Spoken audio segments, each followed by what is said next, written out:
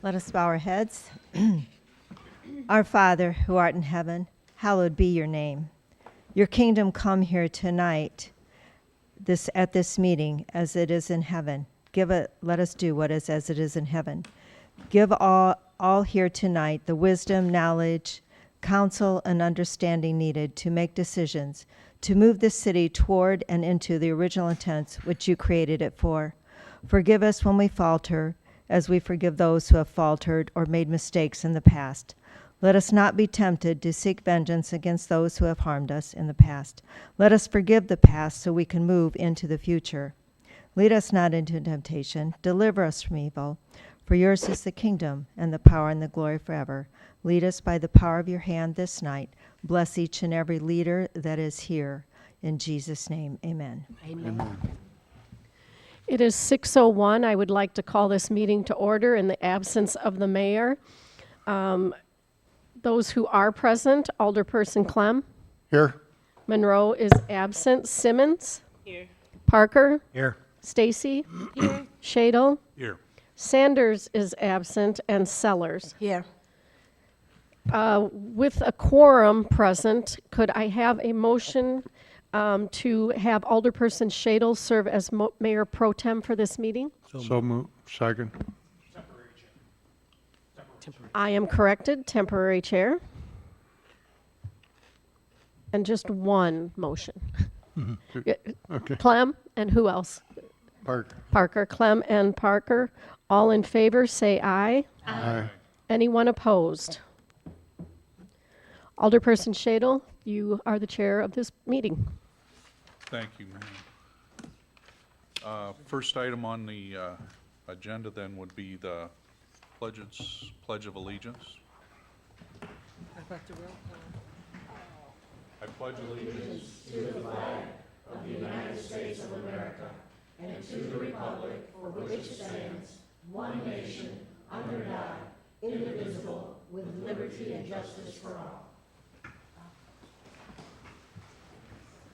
Thank you. Item one would be approval of the agenda. So move. Second. All in favor? Aye. Aye. Opposed? The second was Parker. Yes. Okay. Item two is approval of the minutes from the regular meeting on August 19, 2024. So Second. Clem and Sellers. All in favor? aye. Opposed? Motion carried. And item three is public comments. We have Carol Bonger? No? Jim Getz.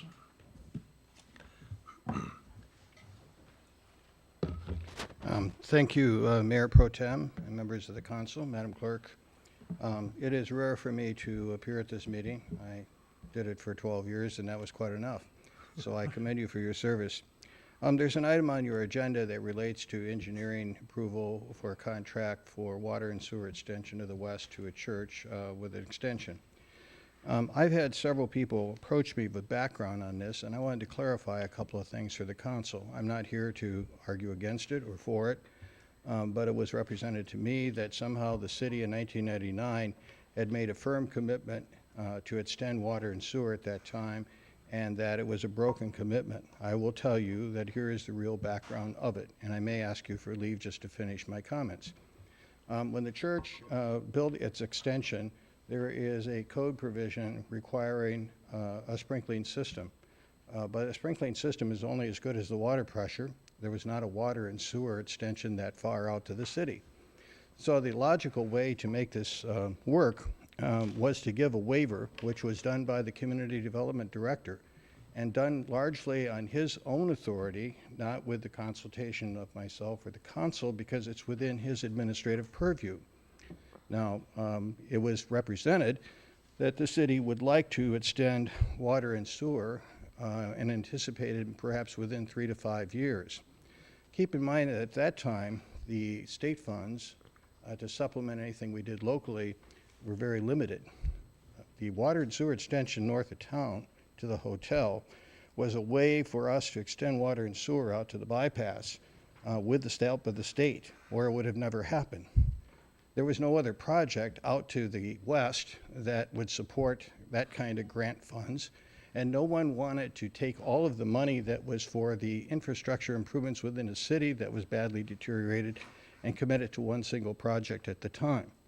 You are well familiar with the idea of choice. So my point here is that there was not a legal commitment, neither by the mayor nor the council. There was a representation that this was something we wanted to do. We're always interested in extending the infrastructure to grow the city. You are equally committed to that. Now, the question is not whether there is a legal commitment. The question is a choice before the council as to what to do about water and sewer improvements.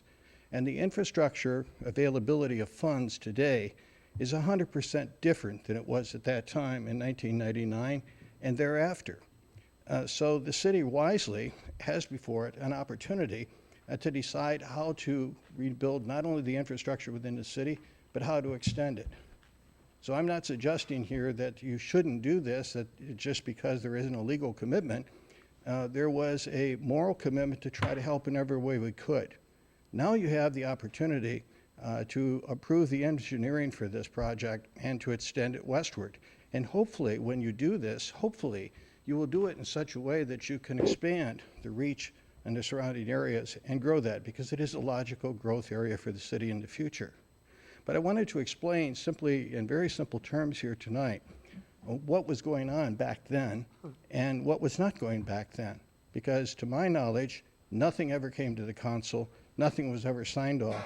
And I think that people like Tom know me well enough to know I would have never made a commitment legally that I couldn't keep without the backing of the council to begin with. So that is the background between what happened 25 years ago and what we have today. So good luck. And I hope that you will deliberate on this, decide what is the right thing to do, which is to certainly safeguard the children and the church in every way we can. But I wanted to clarify a couple of things, and I've had a conversation that was very constructive with the city manager about the same issue. Thank you for your time. Thank you for the insight. And moving on to the consent agenda. All items on the consent agenda are considered to be routine in nature, will be enacted in one motion. There will be no separate discussion of these items unless a council member so requests, in which event the item will be removed from the consent agenda and considered as the first item after approval of the consent agenda. Do we go through all this then? I can read it if you prefer. Would you can. No problems. We have the approval to receive and place on file minutes of boards and commissions. The Public Library Board of Trustees, June 12th and July 10th, 2024. Board of Fire and Police Commission, July 23rd, 2024. Greater Freeport Partnership Report, monthly report for July of 24. The approval of the 2025 holiday schedule, followed by approval of the 2025 City Council and Committee of the Whole schedules. Approval of finance bills payable in the total of $3,165,582.18. Approval of payroll ending August 24th in the amount of $541,999.45, as well as the July 2024 finance report and cash and investment reports. Thank you. Is there anything council would like removed or question? Motion Seeing to none. approve? Motion to approve? Motion to Second. approve, please. And seconded by Sellers. Could you call the roll, please? Clem, Aye. Simmons, Parker, Aye. Stacy, Shadle, Aye. and Sellers. Aye. The motion passes 6-0. Thank you. Item 5 on the agenda is recognition of service awards presented by Manager Boyer. I'll be happy to turn that over to Ashley for the library award. Just a quick note, even though Stephanie is not here tonight, I would like to recognize her 25 years of service. We absolutely cannot do what we do at the library without some of her institutional knowledge. We would be amiss without her. So thank you, Stephanie. I know you didn't want to be here, but we'll give you your award at the library someday. Thank you.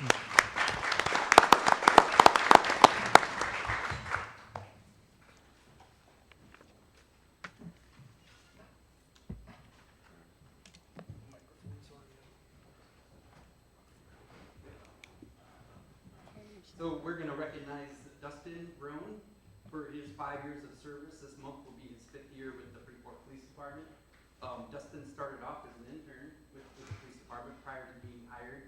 And during his time with the police department, he served in different capacities as field training officer, a member of our emergency response team, and control and arrest tactics instructor. So he still does all 3 of those. He's an excellent FPO. He's somebody that I know that when he shows up to a call for service, that he'll handle it professionally in the right way. And I just want to thank you for your dedication to the Freeport Police Department.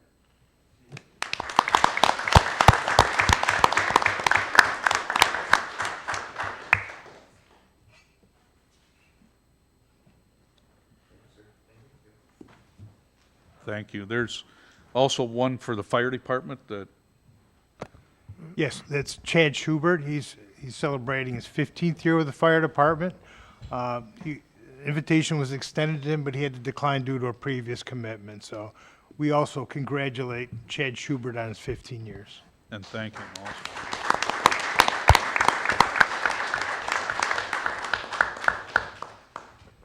Item 6 on the agenda is the second reading of ordinance 2024-04. Madam Clerk. Ordinance amending Chapter 806 alcoholic liquor sales regarding liquor licenses for BYOB establishments. Thank you. Is there any discussion, council? Seeing none, Madam Clerk? We start with Shadle tonight. Aye. Sellers, Aye. Clem, Aye. Simmons, Parker, Aye. and Stacy. Aye. The ordinance is approved, 6-0. Thank you. Item 7 is second reading of ordinance 2024-45. Madam Clerk. Ordinance amending odd-even snow parking for all days from November 1st through March 31st. Thank you. Any discussion, Manager Boyer? Just following up, we discussed this at the committee of the whole. We brought it for first reading. This is essentially putting in place from November to the 1st of April, essentially if there's half an inch of snow or more on the road, that people need to automatically go into even odd parking regime. That aids us with our snow removal throughout the season. And that was my question, is whether that half inch got added on to that. Thank you. So do we need an amending motion, or did it come this way for first reading? No. I think that it was amended as we, It was authorized after first, I believe the motion was to add the half inch. yeah. Okay. yes. Any other discussion? Madam Clerk? Shadle, Aye. Sellers, Aye. Clem, Aye. Simmons, Parker, Aye. and Stacy. Aye. The ordinance passes 6-0.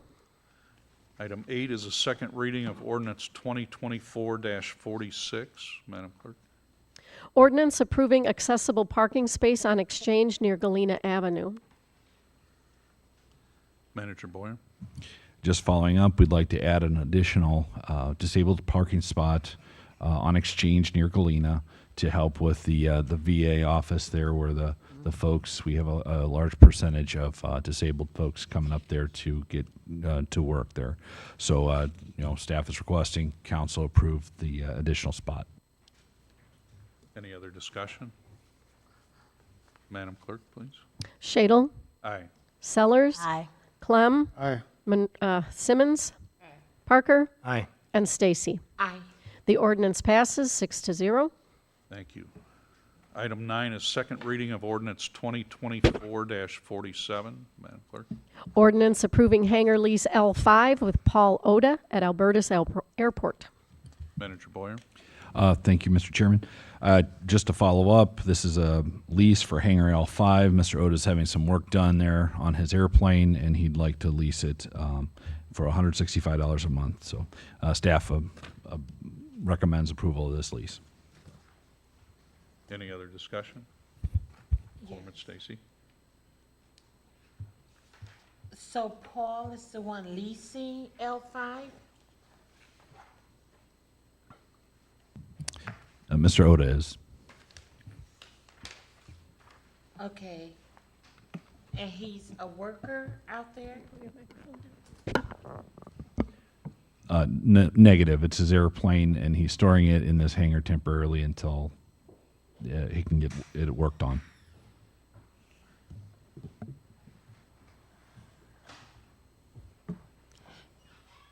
Yes. And do we have a lease already drawn up? Or how long have he been in this L5? The lease is dated August 8th, and it was attached. It was hyperlinked to the agenda.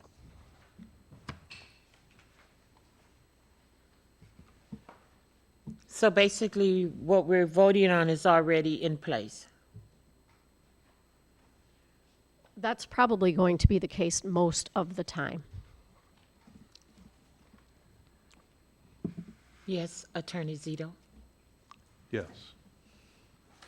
Oh, just looking at the lease that's in the packet, it looks like it's been signed by Mr. Oda, but it hasn't been signed by the city yet, by the city manager, obviously, so it looks like we're waiting for their approval tonight. Typically, though, a lease agreement would be pre-negotiated, and then brought to the council for your guys' ultimate approval on to confirm the terms, to provide the final approval on the negotiated terms of the lease there. But Mr. Oda has accepted these terms, and therefore he's signed it. So then if the council were to vote and approve it, then Rob could sign it on behalf of the city then. It looks like in this particular case, because it hasn't been signed yet. And again, this dollar amount of the lease is per the parameters of the ordinance that from 2021, if I remember. That's correct. Council approved it in 21. Alderman Stacy? Yes, I'm okay with that.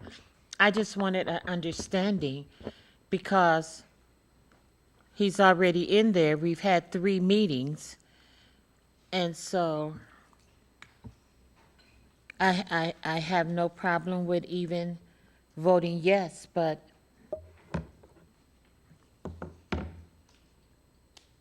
he's already there. It's already happening.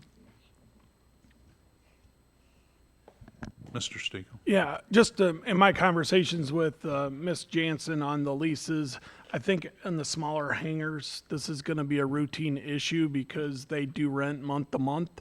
And so she's trying to fill the vacancies as soon as possible, which, some people might only have a plane there for 2 or 3 months. So in the normal cycles, I'm thinking mid-August or beginning of August when it's signed, it doesn't make it to the 3rd meeting of August, so this would be the 2nd reading, and so that's kind of the time frame. So it's, if we're going to bring the leases to council for approval, we're going to see this kind of method a lot on open hangars that only get rented for a few months at a time. So it's just more of wanted to explain the process and the way it works. She's trying to fill open hangars to get us increased income, but by the time something that would get signed on the 8th wouldn't make it to the 3rd meeting, so this would be the 2nd reading. So if we want to do it faster, we're going to have to change our city policy on how we want to do that. Thank you. Any further discussion? Madam Clerk? Shadle. Aye. Sellers. Aye. Clem. Aye. Simmons. Parker. Aye. And Stacy. Aye. The ordinance passes 6-0. Item 10 is a first reading of ordinance 2024-48. Madam Clerk? Ordinance declaring surplus personal property. Police has bicycles and miscellaneous equipment. Chief Schenberger? Thank you. The Freeport Police Department is currently in need of disposing property at the Freeport City Yards, 1001 North Island Avenue, and the Freeport Police Department, 320 West Exchange Street. There are abandoned bikes that have been in possession of the Freeport Police Department for at least 6 months at the Freeport City Yards, and outdated and unusable property at the Freeport Police Department that needs to be disposed of. The property to be disposed of includes the following items.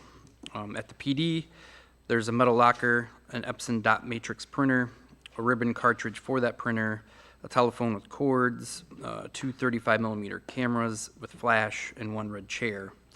At the Freeport City Yards, there's abandoned bikes collected throughout the city that can be disposed of.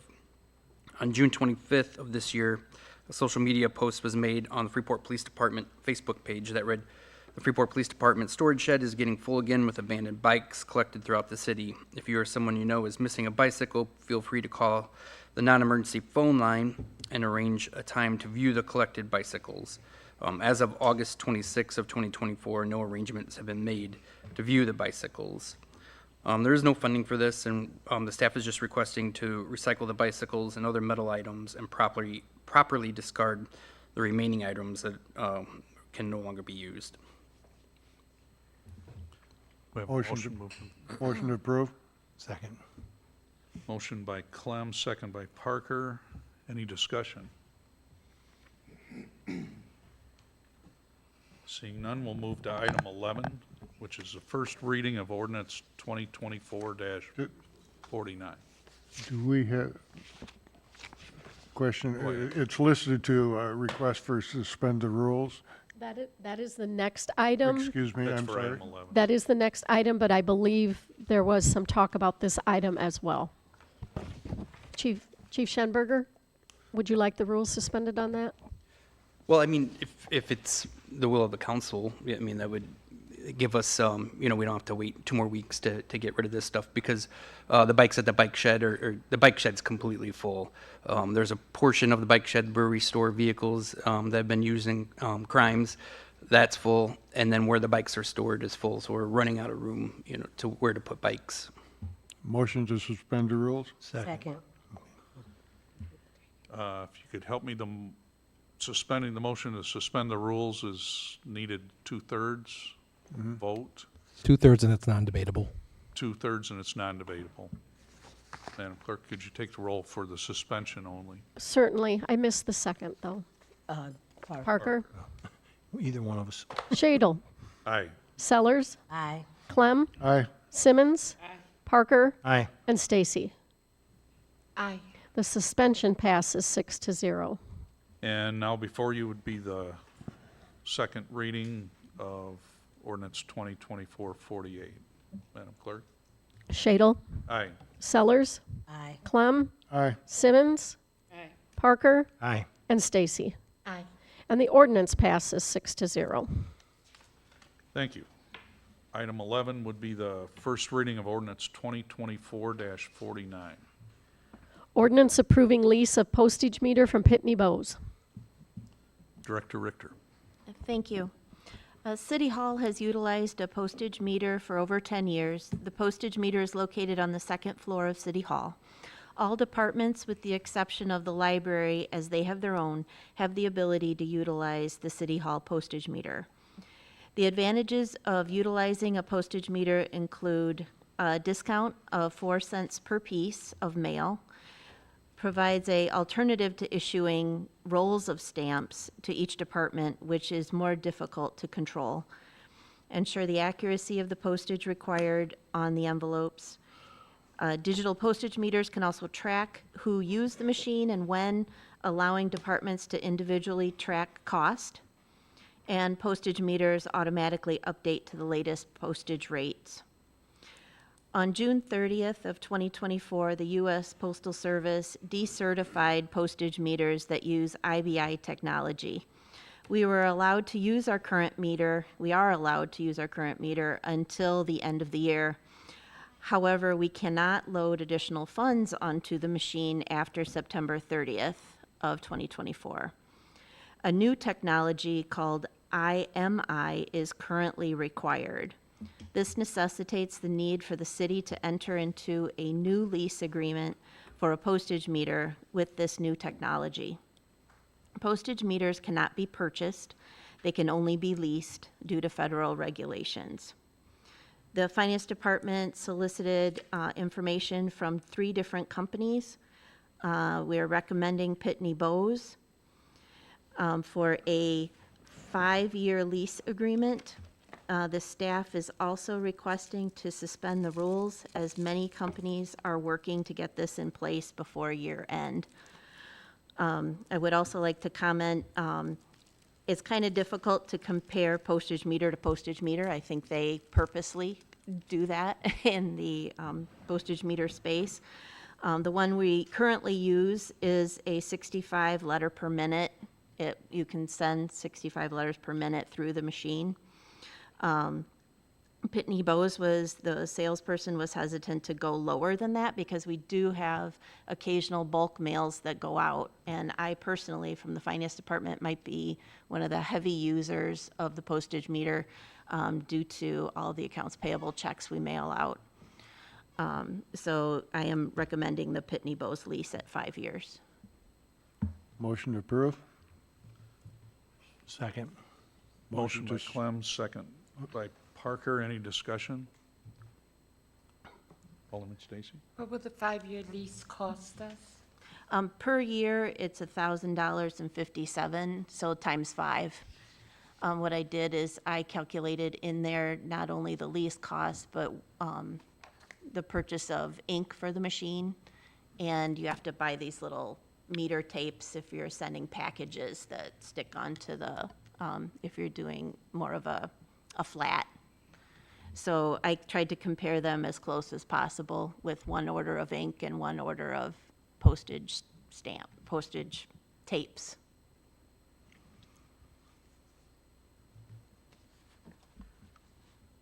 Anything else?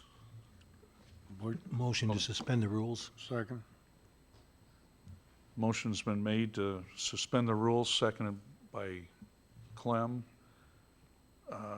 Suspension of the rules is not debatable and must pass by 2/3 majority. Madam Clerk, could you call the roll on the suspension only? Shadle? Aye. Sellers? Aye. Clem? Aye. Simmons? Parker? Aye. And Stacy. Aye.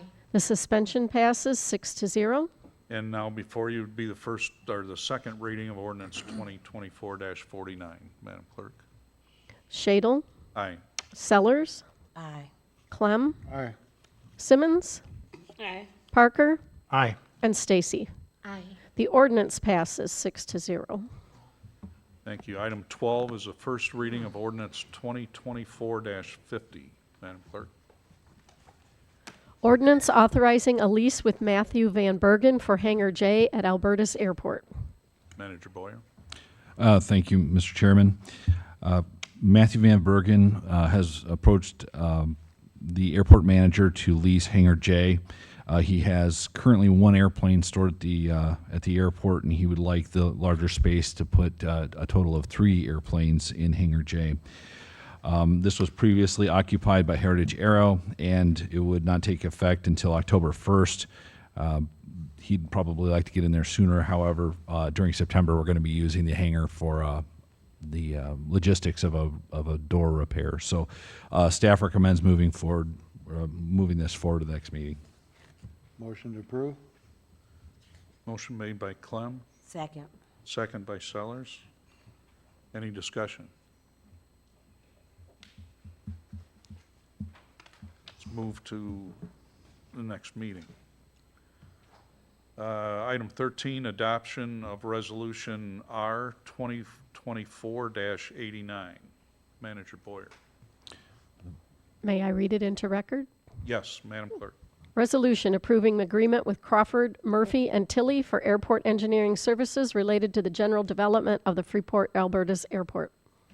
Thank you, Manager Boyer. Thank you, Mr. Chair. The City of Freeport requires a professional airport engineer for aeronautical services, issues, compliance projects, and all of that above. The city administered a request for qualification as required for an airport engineer. CMT was the only respondent through the IDOT bid process. CMT has been our airport engineer for the last 5 years and many years before, and is familiar with our staff and our facilities. This 5-year agreement for engineering services is a retainer contract for work as needed at the airport, and CMT works directly with the airport manager and myself on items listed within the agreement as requested during the 5-year period. The airport engineer is covered annually under the Alberta airport budget. Fees are based on the CMT annual schedule of hours charged in the contract and are updated yearly per that provision. And staff recommends moving this forward. Thank you. Any discussion? Motion approved, then we can do discussion. Yeah, Oh, I'm sorry. Go ahead and approve it, actually. Sorry. Motion to approve? Yes. So moved. Motion by Clem, Second. second by Sellers. Any discussion on that? If I could, Yes, Alderman Clem. Shield, CMT, Rob mentioned 5 years. CMT has been with us a long period of time. In fact, many times years ago, we used to go down on the special day they'd have for lobbying for the airports for funding and that kind of stuff, and has been a good supplier for us in the last years. Thank you. Any further? Madam Clerk? Shadle, Aye. Sellers, Aye. Clem, Aye. Simmons, Parker, Aye. and Stacy. Aye. The resolution is adopted 6-0. Thank you. Item 14 is adoption of Resolution R 2024-95. Madam Clerk? Resolution approving agreement with Fairgram for design and construction engineering services for water main extension to Open Bible on West Stevenson Street. Manager Boyer. Thank you, Mr. Chairman. Recently, the city became aware that there is a water main extension that is required to be installed to the Open Bible School and Church at 3800 West Stevenson for fire suppression system. Through a series of documents and so forth, the city has in the past expressed a supportive approach, but it's been 25 years, and it is definitely time to move forward with the construction of this water main. City staff has requested Fairgram to begin design and begin the process of getting EPA approval on the water main. It's approximately 2,200 linear feet on Stevenson. The design requires EPA permitting, as I mentioned, and will need to be expedited for this project. Currently, it is believed the 12-inch water main will need to be installed for the streetway due to the right-of-way conflicts in the corridor. That'd be communication cables, fiber optic, etc. The construction project is estimated at $818,000 for the water system improvement of this corridor, and 11 residential water services will be added to the area. Homes for ready-to-serve water as part of this installation. Street reconstruction is not included in this project, and only hot mix asphalt patch will be used during the installation. However, the city crews, we will plan to get that, we'll put together a bigger plan for Stevenson as the driving surface is nearing fully depreciation. So staff recommends moving forward with the agreement for professional services for $151,500 to include construction service to complete the project. So that is staff's recommendation. Motion approved for discussion. Motion by Clem, Oh, second. second by Sellers. Any discussion? Alderman Sellers. I know when I first heard about this situation, I think I was told that the project would be about 79,000 or something. I can't remember. It was on a Friday, I think. But, and I do understand, and my heart is for the children and the safety of the children. But I do think after 25 years, that's a long time of not, both sides, not making sure that that was taken care of. So me personally, I do feel that in some kind of way that Open Bible should help with this cost in some kind of way. I don't know, but I just can't see with all the other construction work and infrastructure work that we have to do throughout the city for other people. I cannot see that we just jump up and do this large of a project with not holding them accountable also for not having some of this work done years ago. I just can't see us taking on that much money for that much project. I'm for the kids. I love the babies, but I just think that we need some type of support from that also. Alderman Shadle? Alderman Clem. First, I'd like to thank retired Mayor Getz for coming forward and speaking on this. Joe, Alderman Sellers, you're 100% correct in saying this didn't happen overnight. It's a situation that's a bad situation that is probably not going to get any better. There's a couple ways of looking at it. You know, there's two things. Number one, technology has changed extremely since 1999, and liabilities have changed extremely since 1999. The benefit to doing this is, number one, we're in a situation that if anything would happen there, All right. I would first say to remember, we're talking right now on just the design of the project. We're not talking about the go-ahead of the project. The project at some point has got to be designed and figured out what to do so costs can even get together for it. As the mayor mentioned and as city manager mentioned, there's a lot of footage there. Keep in mind one thing I know, unless something has absolutely changed, the parcel of land in between Park Hills and Open Bible Church is owned by the school district.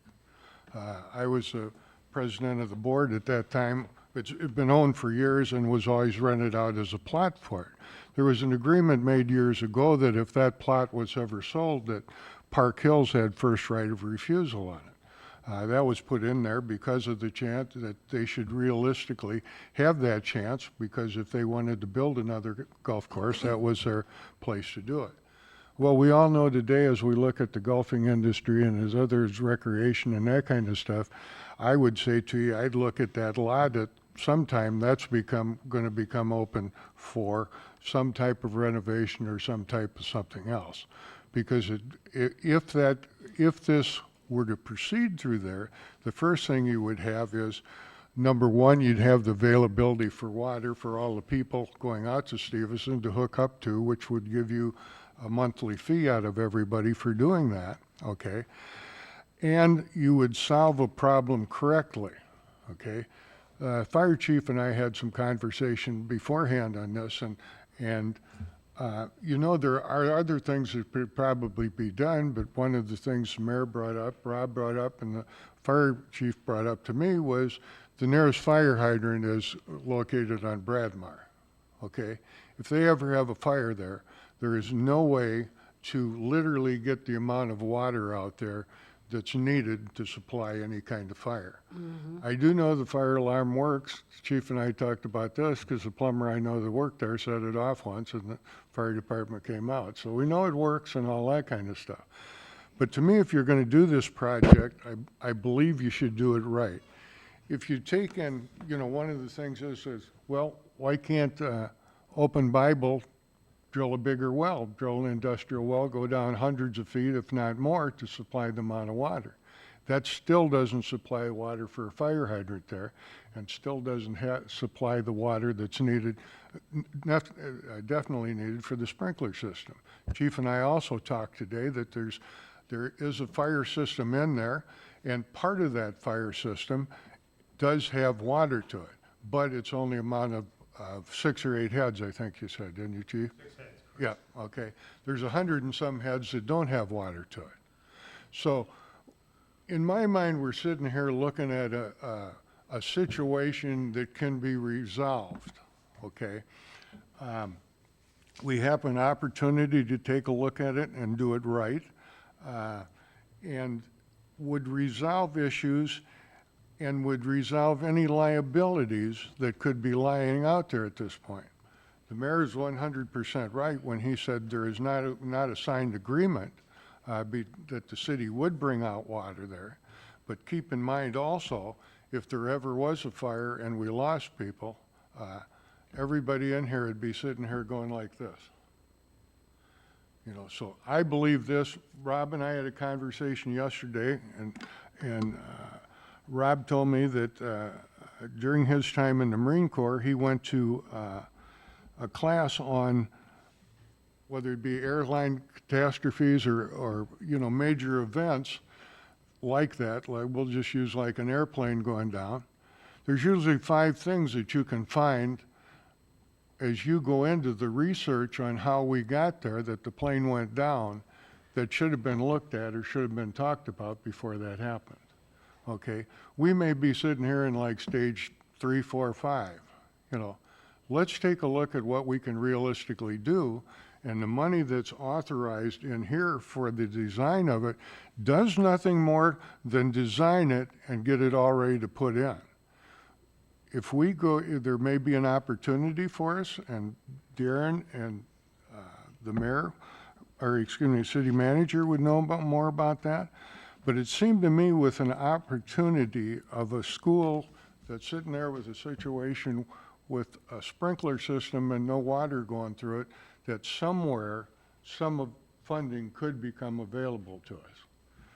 That's just my opinion on it. I appreciate you guys listening, but I think it would be in our best interest to take a look at doing it right and having it over with. Thank you. Alderman Stacy. Yes. I think we're putting the cart before the horse. This matter in details have not even hit the council floor, yet we're already trying to request $151,000 to design a water main. As it was stated earlier, maybe there was a moral commitment, but not a legal commitment. I work with kids every day, special need kids, all kids. So I have a heart for kids. October the 4th will be 20 years I've dedicated services at the Freeport School District. So I'm for the kids. However, this is $1 million project. $1 million that we don't have. $1 million that will hurt us. And we don't have monies to put in our street fund.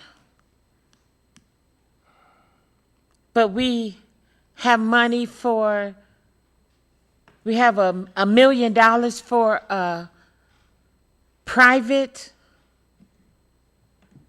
business.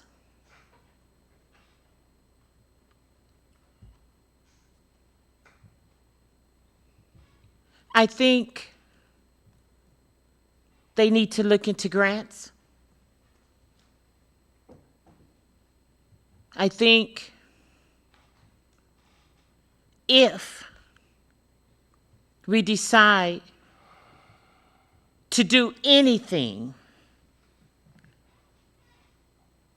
that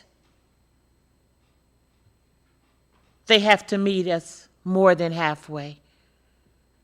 And because I feel like the cart has come before the horse,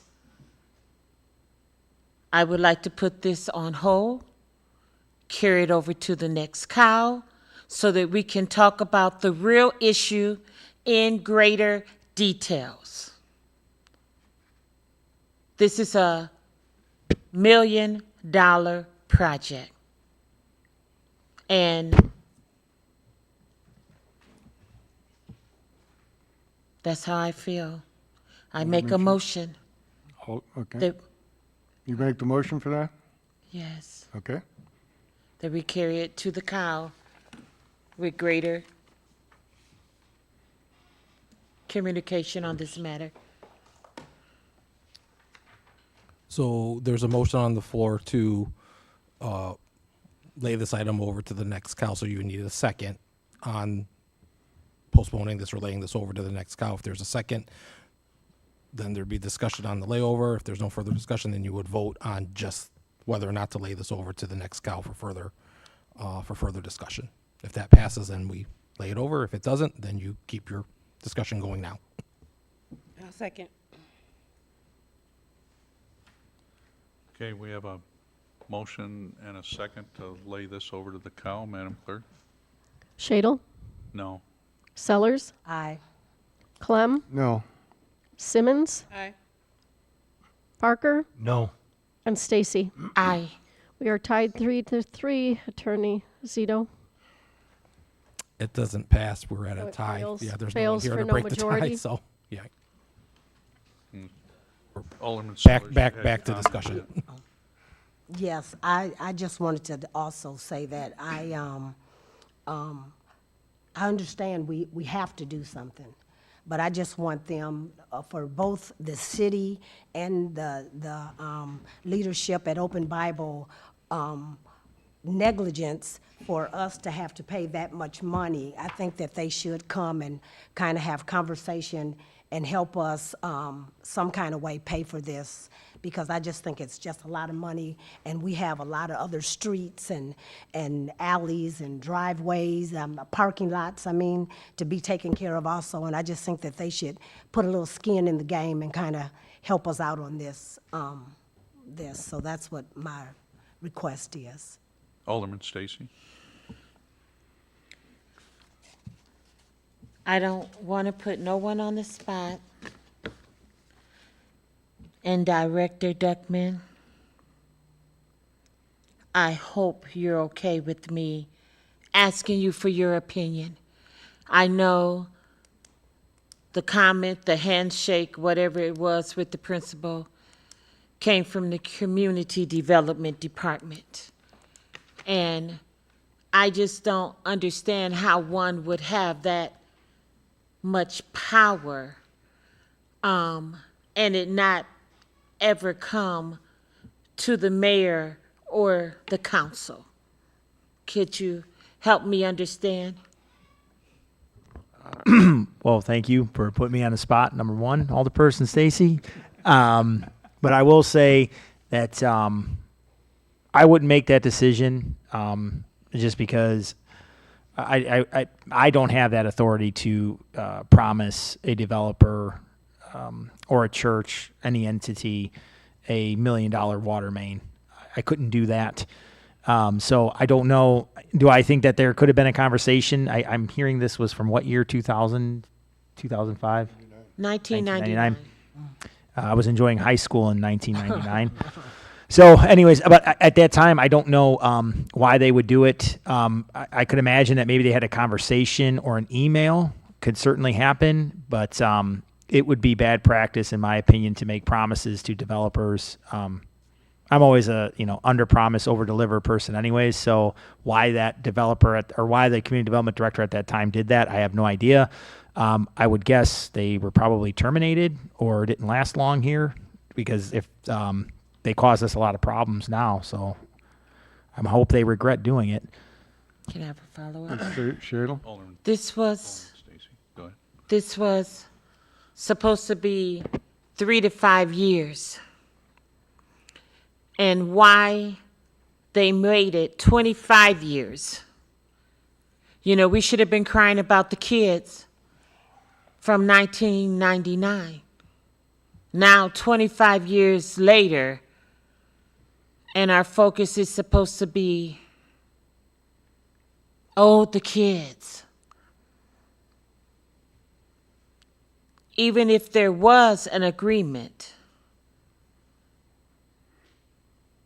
3 to 25 years, it would have reneged itself by now. But I'm going to say it again. Let's keep in mind, there was never a legal commitment. Nothing never came to the mayor in 1999. Nothing never came to the council. There was not a commitment. There was not a vote. There was nothing. And shame on them. Alderman Clem. I believe the chief wanted to say something, didn't you, Chief? Yes, may I? Chief Miller, yes. Thank you. So This morning I went out there and I paid a visit to Open Bible so I could get a look at what their facilities are, what it is that we're trying to address here. Sure, I reviewed the file and I looked over all the documents, and some of you are correct. There was no reference to legal adoption by the council, but there was quite a bit of correspondence between the representatives from Open Bible, from the architecture and building construction people. And so, you know, we talk about considering Open Bible to share some of the costs of this public utility. Well, meeting with them today, they indicated that their portion is going to be quite substantial, running from their base of their sprinkler system all the way out to the street for that initial hookup.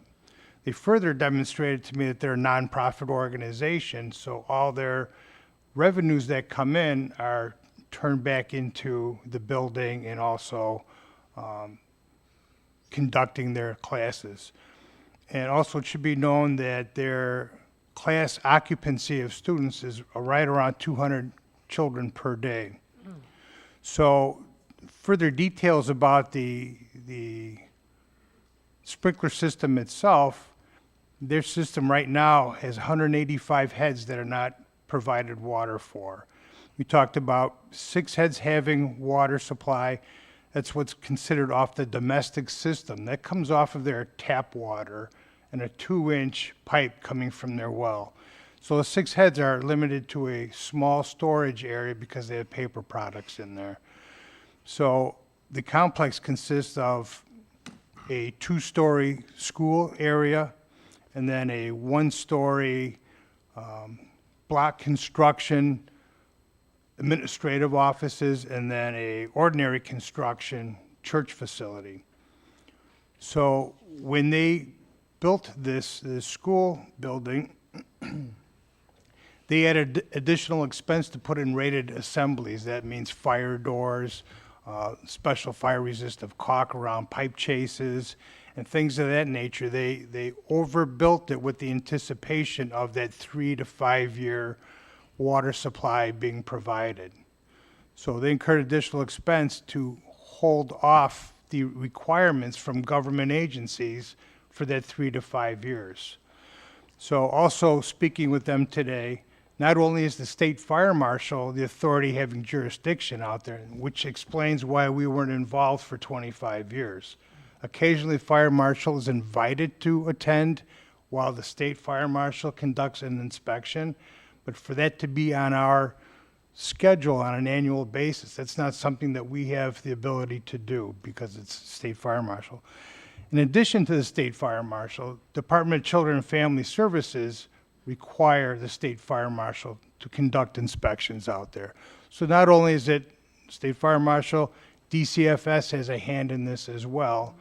And the state fire marshals indicated to them that they will work with Open Bible for a year to try to get this water supply established. So for, as you referenced, a private agency to help pay for public utility, they have their expenses on their end just to be compliant with the state fire marshal's code requirements.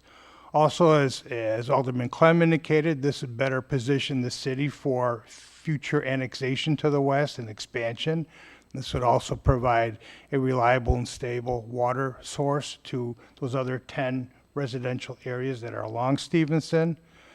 So, yes, you referenced this a $1 million project. It's more like $1 million problem that, you know, for whatever reason, it wasn't addressed 25 years ago, but now is the opportunity. We have the ability to make this right, to provide water supply for these 185 heads and over 200 students. And just one more thing I'll comment on our operations, how it would impact the fire department if we had a fire out there. So again, this is more than 2,000 feet away from the nearest hydrant.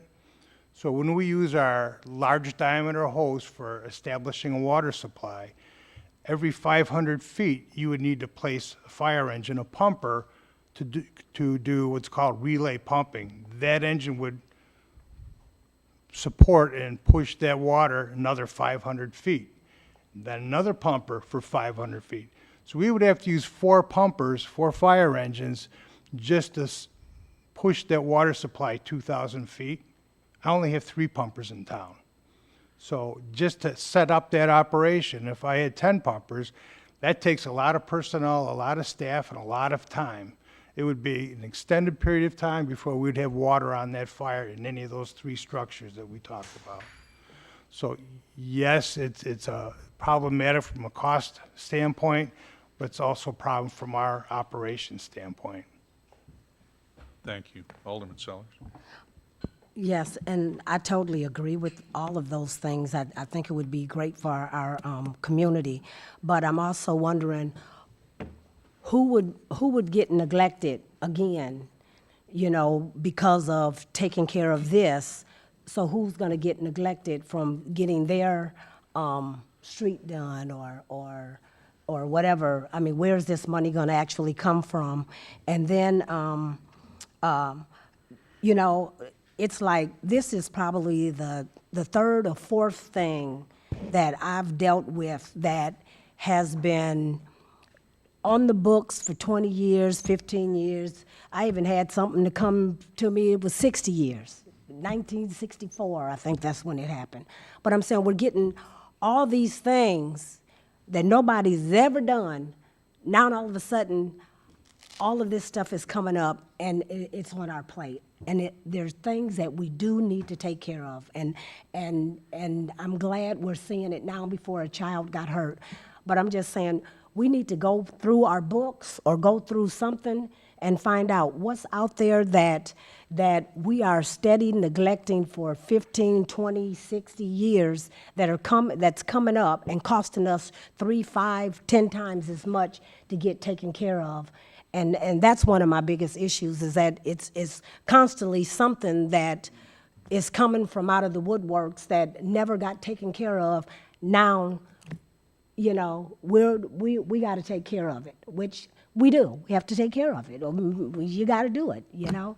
But it's just something that we need to start looking into and finding out what is out there that we do not have to wait. Next year we got something else that was 20 years, 15 years. Let's try to find out what's going on, because this is like the 3rd or 4th issue that I've heard that has been on the books for years and years and years. Madam Clerk, do you have a comment towards that? May I just add something I have not heard yet? I believe Ms. Winterschultz and also Luann Stambaugh-Hayes from Birth to 5 have both presented that we have a child care shortage in this area. Chief Miller, Open Bible still does have child care out there, do they not? Yes, that is correct. So just in my opinion, I would think this is an investment in drawing businesses to town. I mean, businesses are not coming here because of lack of child care. Am I misspeaking? No. Oh, I'll answer. And I'm looking at Andrea. I mean, or just nod. I mean, if I'm off, yes, if I'm off base. I'm for the children too, but this just isn't the children there. I look at this as an economic development consideration for the whole city as well. You have a comment towards that, Manager Boyer? I have a comment toward the chief, or a question for the chief, actually. Alderman Stacy had a You comment can go first, on and with we'll the come chief. back. I respect that. Thank you. Chief, so if our community development department wrote a waiver for that sprinkler system to be operational, who's liable if there was a fire and there was some damage? Well, certainly that would be up to the courts to make that final determination, but certainly it wouldn't look very good for the city in and of itself. So I would say that, not being an attorney or a law person, but that would put the city in a pretty bad position. Alderman Stacy. I just want to say that I agree with Alderwoman Sellers. What are we going to neglect? More streets? Our current city workers that's been waiting on a pay raise forever? What are we going to give up? What will continue to suffer and be neglected? There's no way we can do it all. And so it's no need of sugarcoating it.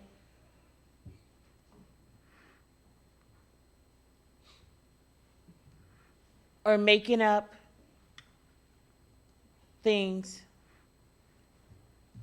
For once, let's just be real.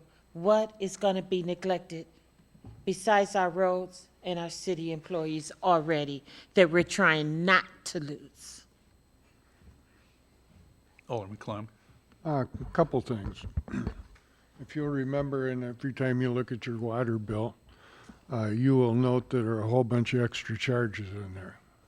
That started out to be $150 million worth of underground sewer infrastructure for the city and so on and so forth. So funding's not necessarily already in place or designated for this, but there is already funding there.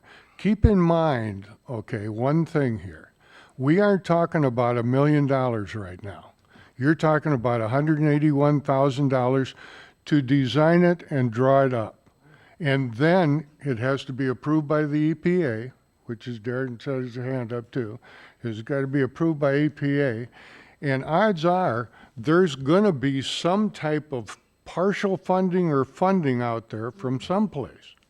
I mean, this, you know, if you go back, are you correct that there's nothing in stone on this? The answer to that is yes. Joy, I can probably fill you in on 2 or 3 more that are out there. I know. Okay, but it's here, and it's now, and we're aware of it. And just keep in mind, liabilities now are totally different than they were in 1999. That was a good handshake between X number of people saying, okay, Open Bible's going to say, we're going to go ahead and put in the sprinkler system. Financially, to them at that time, that was a burden. Okay, so did it get overlooked for X number of years? And the chief brought up the point. You have to really, in this thing was, Hillary was the one that threw up the red flag and said, hey, we got a problem here. And the problem didn't happen last night. What we're asking for, all I'm saying is, let's start this out so that if it takes a year, if it takes 2 years, if it takes 3 years, okay, it's all designed. If you don't approve the money for design it, remember, you're going to go through about 4 months of design work before you ever do anything. Manager Boyer. The question is, where are we going to get the money to do it? And I'm going to give you an idea. Where the city is scheduled to receive at least $1 million from 3M, $750,000 from Tyco through the perfluorinated compound lawsuit that we have pursued. And there's going to be more settlements to come. My suggestion is we borrow $1 million from CIP and we repay it with the settlement we receive from those outstanding and very soon to be received settlement funds. Shado, I would like to say something. I keep raising my hand, but you won't. I'm sorry, I apologize, I didn't see I'm it. gonna speak up. Is it okay if I? Alderman Simmons, yeah. All right, thank you for bringing that up. That money should be put towards the communities that were affected by that. And to take, you keep saying it's not $1 million right now, but if we do the planning, we come up with the plans, why would we not then follow through with that? So yes, it is $1 million project and steps are not. And so my thing is, we all say we care about these kids. Why are we letting them operate and they don't have a working fire system? I'll be the bad guy to say that. Like, this is not okay. And no, I can't agree with extending anything that way because over 25 years, no business has tried to go out, no business has went out there. So we are again throwing $1 million towards a what if, and we hope so. And then as far as childcare, that would be better sent towards childcare that's for low income that can't afford regular childcare. Like this just does not make sense to me at all to put $1 million towards one particular business. Like, I cannot see how you all justify that except for the fact that it's not your personal money. and we just blow the purse when it comes to city money, and we don't use the same know-how that we do when it comes to managing our own funds. I'm sorry, if we had it, I would be for it, but we don't have it. This gentleman just paid $300 of his own money to take care of dumping because we're neglecting the neighborhoods that need it, to then put $1 million in one business that affects a small percentage of the population. Like, I cannot get behind that. I don't understand how you all think that that's okay. Thank you. Mr. Stekel. So just some ideas for thought here after listening to the conversation. So one correction is the design fee is $69,000 of the contract. The other part was the construction end. So the design portion would be $69,000 to get it designed. You guys have heard the word shovel ready numerous times, as we've done city business. If we don't get it designed, which we have to topo it and design it and get it permitted, but if we don't get it shovel ready, we won't have an opportunity to seek any grant funds or economic money for this type of situation. You can chase it, but your odds are way better if you have something designed. So I think what I was thinking as you were all talking is I understand that you're hesitant on the situation, but if you wanted to try to keep moving something forward, you can get it designed because the city will ultimately have to design this regardless of who ends up paying for it. It will be a city design because it's a municipal waterway, so you can't have somebody else do that. Regardless of the fact of Open Bible being at the end of it, the houses that are in between, some of them want service and have requested service. So they wanted to connect. And we have municipal rules that if water mains are within so many feet of extension of the city line, we have to connect them at some point.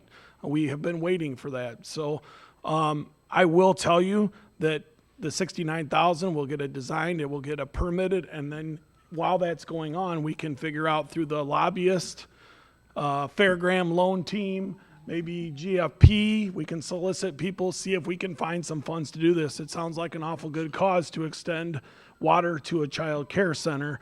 Not saying that that is going to happen, but it's an idea and we're going to have to move it forward anyway. Alderman Stacy. City Manager Boyer, you had said something about some monies coming in. What was that?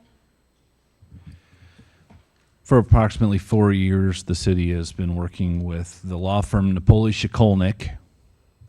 They are the predominant firm that's handling the PFOA and PFAS contamination nationwide. They are representing us as well as several other many communities in a class action lawsuit.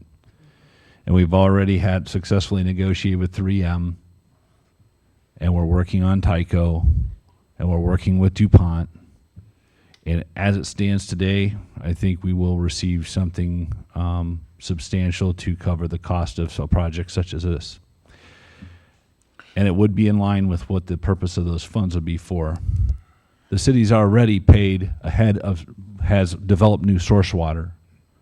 We've already covered the cost of that source water, and any settlements we get going forward is essentially funds that would easily be used for a project like this. So. Okay, so question, if we have that much money coming in from a lawsuit, why do we have to borrow from CIP and have all that interest and everything? Why can't we just say when that money come in, we're putting it toward this project and just do it? I believe the fire chief will back me up on this, but it is, I guess, what we talked to with the state fire marshal. He said that he would authorize the school to continue to operate for up to a year.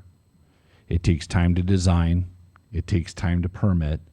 It takes time to develop bids, submit or put those bids out, receive the bids back, and get started on construction. So a year is fairly tight timing for a construction project such as this.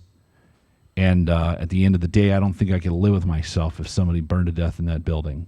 Okay, again, I'm gonna say, so why are we borrowing money If we have money out there coming in, why don't we just put that money up front and not borrow $1 million? I was referring to an internal borrowing situation with our current account, the Capital Improvement Fund. We simply borrow $1 million from ourselves in the CIP fund. Okay, that's not And what you said. Okay. And repay that with any settlement money that comes through the perfluorinated compound litigation that's currently coming to a conclusion. Attorney Zito? That's all I was actually going to clarify. That Thank you. I think I that didn't have that understanding. I apologize. no, I think that when city manager used the term borrow, Yes. not from a bank, from one of our other funds, and then just when the settlement money comes in, replenish that money into that city fund that we borrow, quote unquote, borrowed it from. Take it from one account. Alderman Sellers? Yeah, I just wanted to, is that the one that the city used, they wanted to use our face as part of that? Okay. Alderman Zito, or excuse me, Attorney Zito? And I don't want to go too much detail into this, but just to piggyback off of what the chief had said, that, you know, in light of the fact that back in '99, a waiver was granted rightly, wrongly, smartly, not smartly, you know, to allow for the business to operate, you know, that the city agreed to, you know, waive the requirement of an operational sprinkler system and said, go ahead and open, and the plan being that we're going to extend the water main in 3 to 5 years there. I'll just say that it gives me some concern if there was an accident to happen now. So. And I myself, I looking at this, and it's 69,000 for design and permit work to Fair Graham, with nothing but discussion when we come back. There's nothing approved for putting a backhoe in the street. This is just to get the design, which, if I understand you right, has to be in place to attempt to get any possible grant money for the project. But we can't get that grant money without having the design in place. Can't get the permit. Or it would be easier to get with the design in place. Easier to get, yeah, easier to apply for shovel-ready money rather than you would never hit the year time frame if it's not designed. Thank you. Mayor Pro Tem, Alderman Glenn. I would amend the resolution to say that we allow for the design for the fee not to exceed $70,000 for this project, and approve that portion of the project. Without the construction management Without the portion. construction side. We can deal with that later. I would second that motion. I was gonna say, I agree with that. I mean, we gotta have it anyway, correct? Regardless. If anything's gonna be done out there, we have to have a design.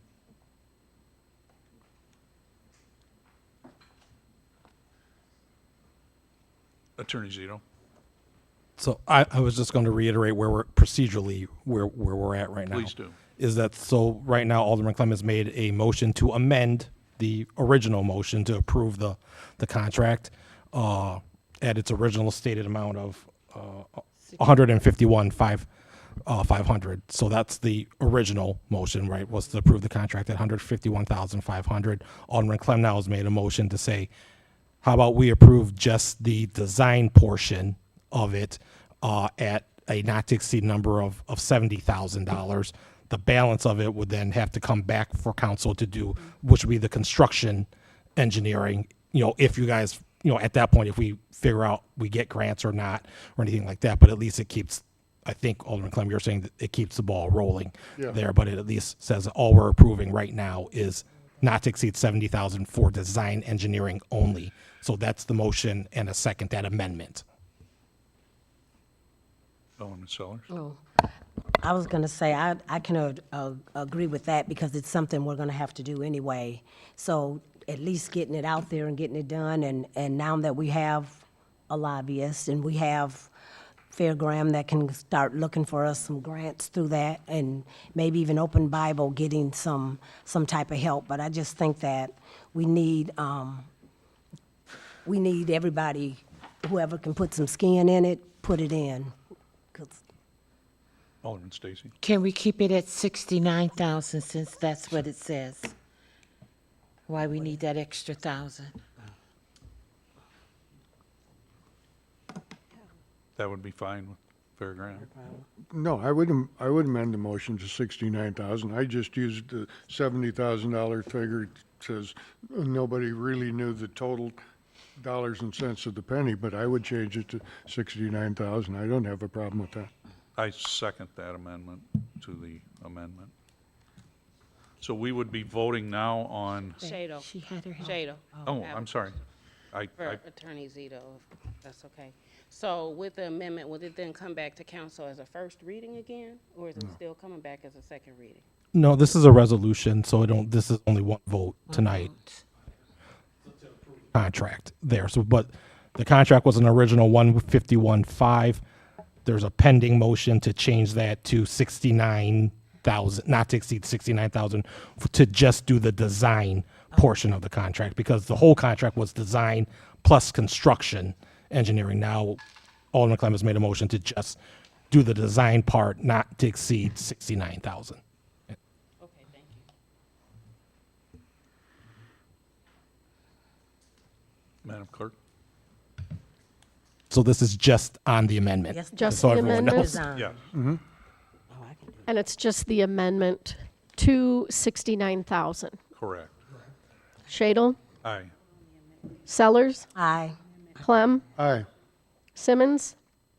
We vote on the amendment of the resolution. Just amendment. Then we're on the Right. resolution, right? Yes. As amended. I agree with the amendment. Parker? Aye. And Stacy? Aye. The amendment passes 6-0. And now it would be for the amended resolution 2024-95. Shadle? Aye. Sellers? Aye. Clem? Aye. Simmons? No. Parker? Aye. And Stacy? Aye. The motion passes 5-1. Thank you. Item 15, adoption of resolution R 2024-96. Madam Clerk? Resolution approving purchase of street superintendent work truck with a V-plow from Carl Auto Group. Manager Boyer? The city's street division is in need of a new truck, specifically for the superintendent. We need an additional vehicle, and instead of purchasing an additional vehicle, we're wanting to pass down the pickup truck that the superintendent currently uses to a different person in the organization, and then get a proper truck for the superintendent. City staff received a pricing quote on a Chevy Silverado 2500 work truck with a V-plow in the amount of $61,581.60. This vehicle is needed to assist in tight plowing areas during the winter months and will be used for towing of equipment, for paving, and will serve as the superintendent's work vehicle. The current superintendent's vehicle will transfer to the environmental compliance officer in the utility department, who has been using her personal vehicle from time to time when doing work within city limits. The truck purchase is from Carl Auto Group and is part of a Sourcewell contract, which is a low bid procurement professional and has been approved by the city. The fire department currently uses this group as well. The truck availability is within 30 days of final approval of the purchase order.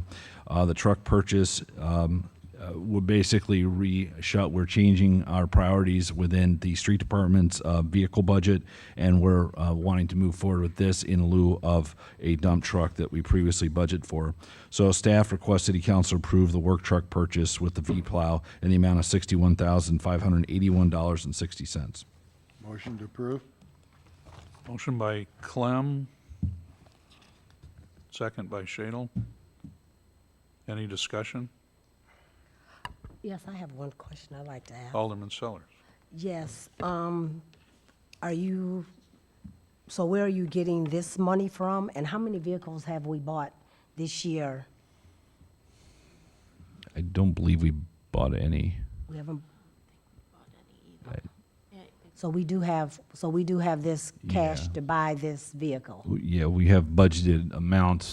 We did not originally budget for this, but we're changing priorities and not purchasing the previously planned for item. Darren, you want to bring Yeah, some? so we had budgeted for dump trucks this year. I think one 5-ton, one 10-ton, and they're not available. So we're trying to reallocate some resources. Miss Kohlbauer has been driving her own vehicle around to take sewer samples and things like that. It's just not proper business for her to be doing that. Superintendent Ingram, his vehicle's not equipped properly to help with some of the tight areas for plowing. We think we can be more efficient with the crews and our time during the winter months with this purchase. And I want to say, I don't think we bought another vehicle this year. We might have bought out a lease on one, possibly, but we didn't buy any new vehicles this year. Thank you. Any other discussion? Madam Clerk? Shadle, Aye. Sellers, Aye. Clem, Aye. Simmons, Parker, Aye. and Stacy. Aye. The resolution is adopted 6-0. Item 16, adoption of Resolution R 2024-97. Resolution approving purchase option for leased backhoe with John Deere Credit Incorporated. Manager Boyer? Thank you, Mr. Chairman. The city has a water and sewer backhoe that was leased new in 2019 for our construction and repair activities. The original lease agreement was for a term of 5 years. The city has the option to purchase, extend the lease, or take a finance loan or return the equipment at this time. The John Deere backhoe is in great shape and has had all its routine maintenance performed annually. A new backhoe equipped bid would cost significantly more, and I think we'd be north of $110,000, maybe more than that, 25. So city staff received a lease buyout price of $63,206.08. With current interest rates, financing, or a loan do not make sense on this. The city staff has evaluated the options and think this is the best interest to purchase the equipment based on excellent condition and overall 2024 to 2025 cost of replacement. So the city will pay John Deere $63,206.08 for the outright purchase of this utility backhoe from lease, and funding will come from the water and sewer equipment budget. Staff recommends City Council approve the purchase of the 2019 John Deere backhoe. Do I have a motion? So move. Second. Motion by Seller, second by Clem. Any discussion? Alderman Stacy. Yes. So the money that was budgeted for the dump trucks that we are now not getting, does it cover this 63,000 buyout and the truck? So this money is already budgeted for it. Alderman Sellers. Yeah, I would just like to know what would be the balance left in there after we did do this, probably about $125,000. What, is it going to take us down, or are we still going to have money in there just in case we might need something, or what, do you know? Director Richter. I don't have the exact number right Okay. here. I definitely could get you that information. Okay. I want to say we still have significant reserves, significant amount of that budget line item to spend because of how much the dump trucks would have been when we bought them. If my memory serves me correctly, the 10-yard truck we budgeted was pushing 250, and the 5-yard was in the neighborhood of 180. I believe that's really close. Thank you. Manager Boyer. If I could, I just wanted to let council know dump trucks have been on back order for a minimum of 2 years. As far as I understand it, you have to pay for them up front first to even get in the list. And I think that the supply chain issue started up around COVID, and most businesses have kind of recovered from that. So I'd like to kind of hold off on purchasing a dump truck until we can order it and receive it in the same year. So, and currently our maintenance staff is doing an excellent job keeping the fleet running. And so I'd like to take the opportunity to purchase this backhoe outright versus, maybe hoping someday we can get a new dump truck. Right now, they're just not available. Thank you, Alderman Stacy. So what department is this coming from? This is coming from the utility department.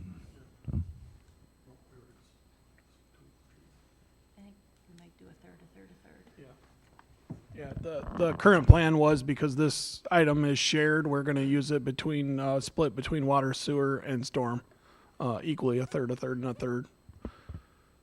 I wanted to add to Rob's comment, our staff was adamant about buying out this lease. This is a very well-kept machine. They've done a good job with it. And part of the lease program was it had to be maintained regularly with everything done on it. So it's a very nice piece of equipment, and it would cost significantly more money to replace it, and we'd have to start over on the lease program. Manager Boyer.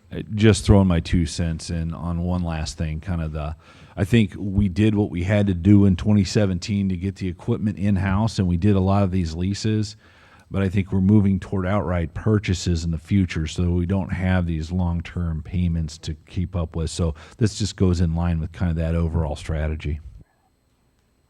Thank you. Any further? Madam, Alderman Simmons? So the plan is still to buy dump trucks, but we spending the dump truck money like that. That's Manager what's Boyer. happening. Essentially, we're going to budget for them next year. Madam Clerk? Shadle, Aye. Sellers, Aye.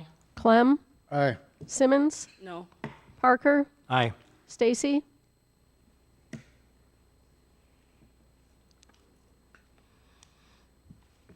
Aye. The resolution is adopted 5-1. Item 17, adoption of Resolution R 2024-98. Madam Clerk? Resolution approving agreement with Midwest Contractors for Pretzel City Skills Enhancement Program. Alderpersons Stacy and Simmons? I had a conversation with Attorney Zito before council tonight pertaining to this matter. When I came in, there was 2 contracts before me. And I guess one was received one day, and then there was a rebuttal, I'm told. And we're not we're just as far as the east is from the west. So,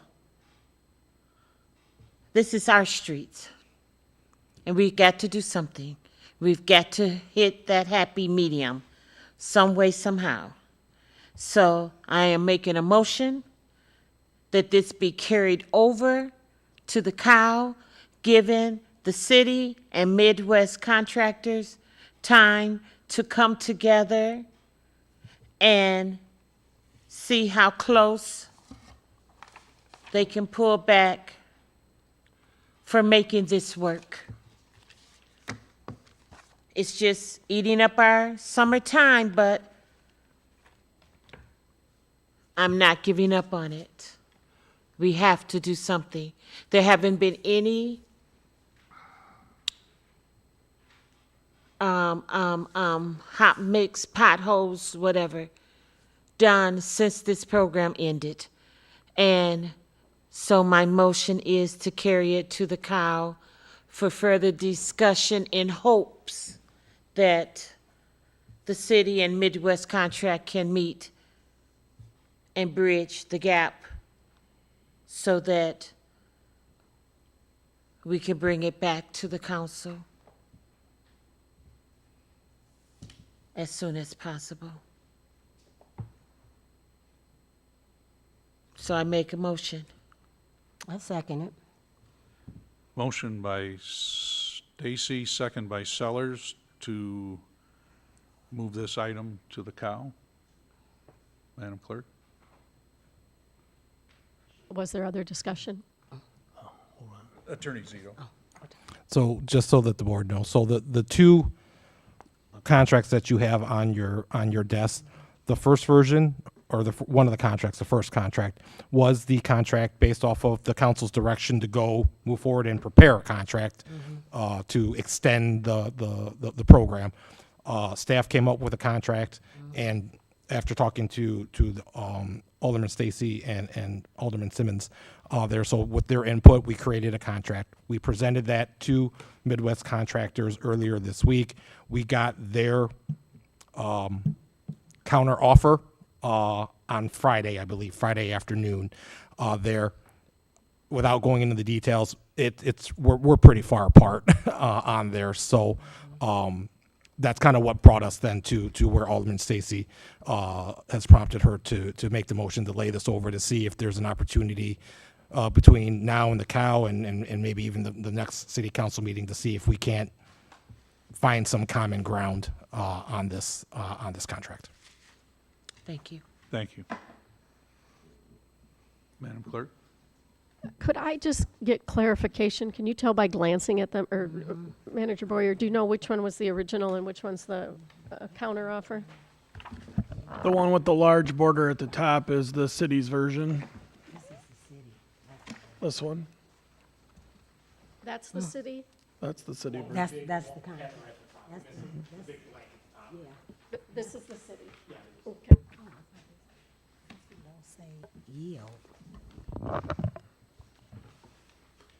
Thank you for waiting. Shadle? Aye. Sellers? Aye. Clem? Aye. Simmons? Parker? No. And Stacy. Aye. The motion passes 5-1. Item 18, adoption of resolution R 2024-99. Madam Clerk? Resolution authorizing support and commitment of funds for a grant application to IDOT's Transportation Enhancement Program, or ITEP, for a pedestrian bicycle facility. Manager Boyer. Council, we're basically looking at opportunities to put in new infrastructure for alternative transportation. So that includes bike paths. Okay, one of the challenges that the city has basically has right now with our alternative transportation network is we've got some paths, but we seek to connect those paths. So essentially, in 2022, we pursued an application with IDOT to extend the current path that would also help with going by Highland, and it would connect some of the other paths that way. It would also enable us to get a ride-walk bridge for the Demeter, replacement of the Demeter Bridge. So the city applied for the IDOT grant in 2022 for additional rec paths extension. The notice of funding opportunity is now open again for this grant in 2024, and city staff has a desire to apply again for this rec path extension opportunity. This is a joint venture between the city, the Freeport Park District, and Highland Community College and the Highland College Foundation. In order to move forward with the IDOT grant submission, the city of Freeport, as the lead, will need to pass a resolution of support and commitment of funds. The project funding opportunity is $3 million with a 20% match, or $600,000, split equally by those partners that I previously mentioned. So this is the same project. It was laid out in 2022, and essentially we would have to budget about $200,000. However, in a grand scope, I think it improves our transportation network. It makes Freeport walkable and a better place to be overall. And so staff's recommending that we move forward on approving this grant opportunity, this letter of commitment for the grant. Motion to approve? Motion by Clem, second by Sellers. Any discussion? I have a question. Alderman Sellers? Yes, I'd like to know, I know you said the Park District and Highland and the city, right? Each of us are paying, how much did you say? It'd be so the total match would be $600,000, and then we would split that between Highland City and the Park District. So about $200,000 each group? That's correct. Okay. And that's if we get the grant. Oh, okay. And this is the same or an identical grant to the one that came through in 2022? That's correct, yes. Thank you. Alderman Stacy? And what is the price to apply for the grant? Well, essentially, we just need to have a letter of commitment from the city that if we were awarded the grant, we would move forward with constructing the path. And, when we receive those funds, then we would be able to have that match money, which is a grand total of $600,000. If we receive the grant? Yeah, if we receive the grant. And the bike path would not go over the amount Correct. that we would receive? Yes, the bike path, Darren could probably fill in on some of this, but the bike path would be around $3 million. Yeah, the total project would be $3.6 million. So it's $3 million with 20% match, 200,000 for each partner. This is identically to what we submitted for in 22. There's been no changes, so it's just an update. The partners had, at the time when we didn't get it the last cycle, ITEP's only every 2 years, and so they agreed that they wanted to try to go after this again. I have emails out to the Park District and to Highland on their commitment. If their commitment doesn't go through, this won't go through.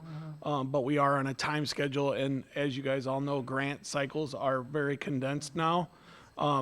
If this were awarded, we won't find out till the application's due September 30th. Freeport's the lead on it, just like we were before, because we qualify for it on many factors. And then design would take approximately a year on a project like this with IDOT, and so the construction would not be until fiscal year 26.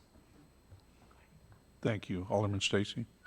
When will we know where Highland and the Park District is with this? Mid-month.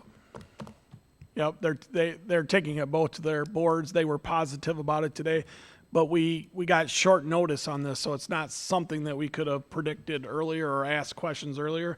I asked them questions earlier. They're both entities were positive on it and would like to do it again, but they also have to take it to their boards just like we're doing tonight. So are you saying based upon their positive thinking, we're going to move forward without having their commitment? So it's a memorandum of understanding that would come back, and only if they would agree would we move forward with the application. Alderman Sully? I would just like to, how many miles of bike route will this be? Oh, that's a great question. What's in red or green? Sorry, I don't have the exact number, Joy. I think it's, Got it right here. Seeing where it would start.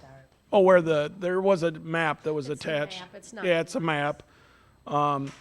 I believe if I remember right, it's a little over 3 miles of extension and potentially 2 bridges based on what we figure out at Gladewood Bridge. There's some options that we had looked at Gladewood Bridge about maybe trying to eliminate the bridge and using a different path. It's conceptual at this point. There's nothing firm or set in stone, but ITEP has requirements, and some of the requirements are connecting subdivisions to schools, access and food, and like convenience store items. So that's the elements that we're trying to hit here and expand on the current network that we have. Thank you. Alderman Stacy?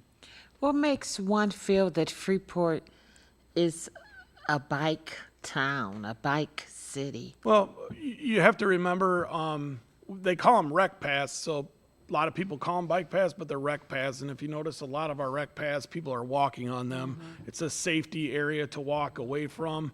Most of the bike paths that I see in town are very heavily used by people with dogs walking, just people walking in general, running. They're generally safer open spaces. Usually these type of bike programs, just so you know, in the state, there's like ITEP, this recreational money is for bike path recreation items only. It's never going to go to streets. It's never going to go to any other project. If we ever want to get any of this to expand our recreational network, it's going to have to come through a program like this. There's really no other offers for this type of thing. they like to see you expand and build off the network that you already have, and ours is kind of surrounded around the Crate Park area right now. And what was the percentage of what we had to pay back? So it's a $3 million grant with a 20% match, so 600,000, and then in 2022, it was split 200, 200, and 200. I know it says Highland College and the foundation, but it's tricky with Highland because the foundation actually, I think, owns some of the property, and so they're basically considered, it's listed twice, but they're one entity. What if, I'm sorry, what if the Park District says yes and Highland says no? Then I don't think we move forward. Affordability wise, I believe we need all three partners to make this project work. Manager Boyer. I just wanted to also call it there are certain neighborhoods in town that when they were built don't have any sidewalks. And so residents in those areas currently walk down the street, and at dusk and at low light conditions, that can be a little bit hazardous out there. So from a standpoint of this also helps our residents from a standpoint of safety, so that at least they have a place to walk that doesn't include walking down the street. Attorney Zito. Darren, just for clarification for me. Yep. So is the plan then is that this is obviously just an intent sort of resolution, a commitment to say that ITEP requires as a part of being able to even apply for the grant, is that you have to submit this resolution that says, hey, if we're awarded the grant, we're committed to providing the 20% match. While if the council approves this tonight, we're going to hold this resolution and not submit it to ITEP necessarily until we hear back from the other two partners and enter into a formal memorandum of understanding with the other two entities, where they have a commitment to say, hey, yep, if we're awarded the grant, here's the agreement that says, between the three of us, that says we'll pony up 200, we'll pony up 200, the city ponies up 200. At that point, then we release this resolution to ITEP, correct? So with my conversations with the Park District today and just an email with Highland, they both liked the idea and said they would present it to their board. Their meetings are mid-month, and we need to keep this process moving forward, though, because we can't wait till the last day of the month to get everything together. So our process would be to try to get everything together and then bring back a memorandum of understanding once we're ready to secure the grant and be able to submit by the 30th. There's no sense in going through the work. If one of the two partners decides this is not for them, then this is going to stall, and it will just not be submitted. Right. So this resolution would not be submitted until. Right. I just didn't want it. No. If the council were to approve this The tomorrow, memorandum we go of submit this to understanding might ITEP. not be to the council, but the agreement would be between all partners in writing before we would move forward with a submission. So if any of the three decided that they want to back out, the submission will just stop. Okay. Alderman Stacy. Did I understand you, City Manager Boyer, to say that these paths are greatly lighted? Actually, no, I didn't say anything about lighting at all. Are they lighted? No. I mean, if they happen to be along a thoroughfare that has lights, then you will have some light. But if it is in an area that does not already have street lights, then they won't be lit. Any further? Madam Clerk? Shadle? Aye. Sellers? Aye. Clem? Aye. Simmons is absent. Parker? Aye. Stacy? No. Attorney Zito, will that pass 4-1? No, it's a resolution, so it needs 5 votes. So it fails. Right.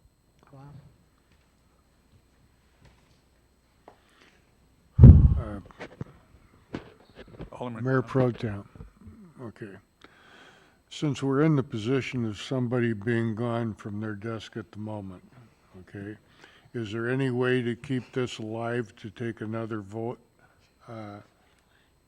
Since it's an item that needs to be funded, or, excuse me, has a time frame involved in it? Attorney Zito. So someone on the prevailing side, so the prevailing side meaning that this did not pass. So if there was a side that said that was in favor of it not passing, that would be the prevailing side. So if someone from the prevailing side made a motion to reconsider, and that motion to reconsider was seconded and approved then that would bring us right back to discussion, and then you could call for a vote again there.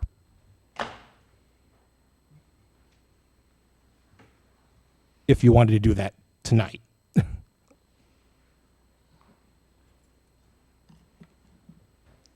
So are you saying I would have to pull back? You or Alderman Simmons would, because we didn't have her vote at all, so she would. Would you be willing to explain to Alderman Simmons what she Sure. missed? Yep. Just listen, honey. Yeah. So a vote was. There was no further discussion while you stepped out there. So the vote was taken, and the vote ended up being 4 in favor, 1 against. Right. There's 6 of us here tonight, so it's 4-1. It's a resolution, so you need 5 votes on this one there. So it didn't pass there. So Alderman Clem then asked, hey, is there another way to try to bring this back? So now once everyone's present there to try to vote on it again there. And I said, yes, if a motion to reconsider was done. So somebody on the prevailing side, in this case, the prevailing side was to not approve it. That's what happened. Oh, okay. Item 19, adoption of resolution R 2024-100. Madam Clerk. Resolution approving an equipment purchase of a utility Vector sewer cleaner for the utility and street departments. Manager Boyer. Thank you, Mr. Chairman. Just to zoom out for a second, the city has a front-loaded rig Vector. I believe it's a 2022 model year. The truck is currently 20 years old, and recently the vac unit has failed. We use the vac trucks in combined to do sewer cleanings and various other construction projects, and it is an essential piece of equipment. The staff has been maintaining it well, but it is the repair will not be worth repairing at this point, and with a 20-year-old unit, it's time to update. So the city utility has the 2002 Vector, which is fully run its course and has numerous issues beyond repair at this time. The current unit has water tank leaks, sewer collection tank leaks, frame issues. The Vector motor is failed, and the engine motor head gasket is leaking, if not blown completely. The truck unit itself has failed inspections for safety, and the utility has been demonstrates the quotes for the replacement model. Vectors are used by both the utility and street department for sewer and storm manhole cleanings, lift station cleanings, main line cleanings, hydro excavating, and many other construction items each day. These units are the most used equipment in the utility department, with 2 units being deployed on most days of service. The city staff received a price quote for different models for comparison. A 2024 demo model Vector 2100I fan cleaner on a Kenworth T880 chassis is specified as the unit the utility would like to have. This unit has only been used 1 time and shown 3 times. The Vector model has a specific equipment the utility was looking for in a new machine, and specifically is equipped with an extendable boom to reduce setup time and manpower labor over 20 feet in depth. Comparable models did not have the same equipment and would be significantly more expensive with less reliability, and that is to say, outside of the Vector brand, the Crew Vector is a good piece of equipment. Vector has also been a mainstay unit for the city and the crews and has been very happy with its performance. The cost of the 2024 Vector 2011I unit is $587,670.06. Discounted $50,000 due to the year model and demo status. A full warranty will be provided. A 2026 model will cost approximately $100,000 more than this one due to changes in the core price index. This equipment from Standard Equipment is part of a Sourcewell contract, which is a low bid procurement professional, has been approved by the city. A letter of intent and purchase order would provide for an early November delivery. Upon approval of the city council to purchase this Vector sewer cleaner, the finance department will obtain available financing options to be presented to the council at the next regularly scheduled meeting. We will also be deferring the purchase of budgeted lift station generators that were previously budgeted for 2025, and staff recommends moving forward with the intent to purchase for $570,670.06. And as we briefly touched on, this is an expensive piece of equipment. It is critical every time we have a sewer backup or during construction projects. We need both of these trucks to be able to do main lines and remove rock and things from the sewer mains and the stormwater mains. So my recommendation is to move forward with this, and then staff will put together the resolution for financing once we approve this. So, thank you. Thank you. Alderman Sellers. Yes, I'd like to know also, I mean, we've got, this is our third either vehicle or equipment that we need, and I know we need it. You know, I'm not saying don't get it.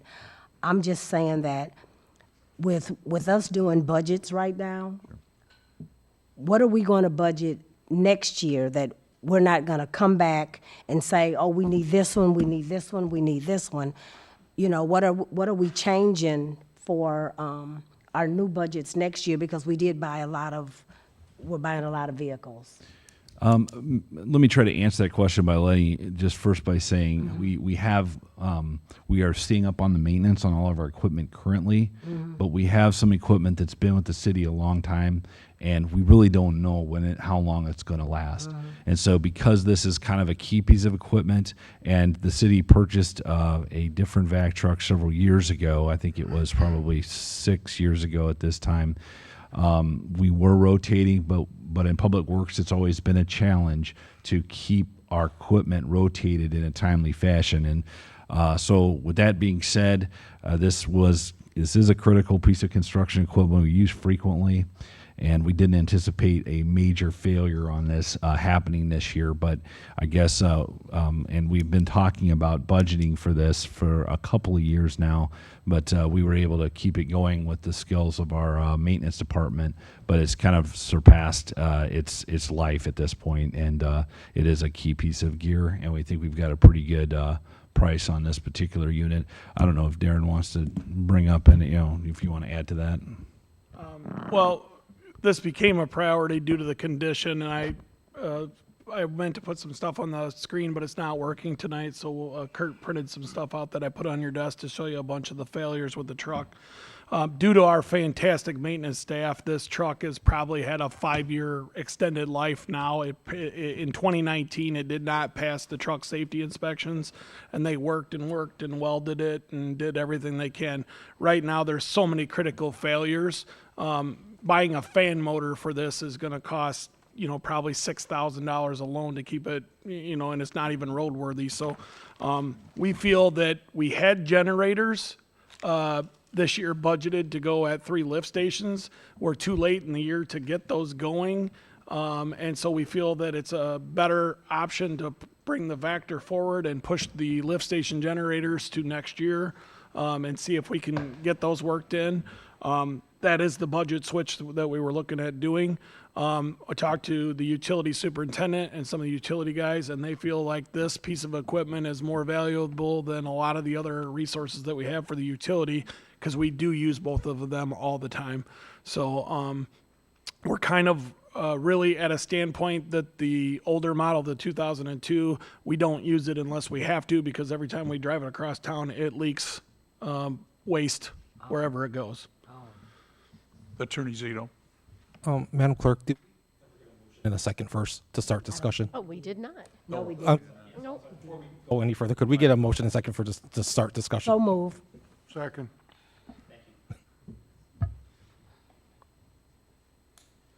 Alderman Stacy. Yes. So we didn't budget for this. We budgeted for 3 generators for 200,000 apiece, and so that's where we're talking about revising our budget to the Vector and moving the generators to next year. We're too late in the year, and we haven't got to the generators this year, and we're going to be too late in the year with generators being a very, very long lead time to get. Even if we bought them today, we wouldn't even get them yet this year, and we're in no position. We don't have them spec'd. We haven't bid them. We haven't done anything with those items.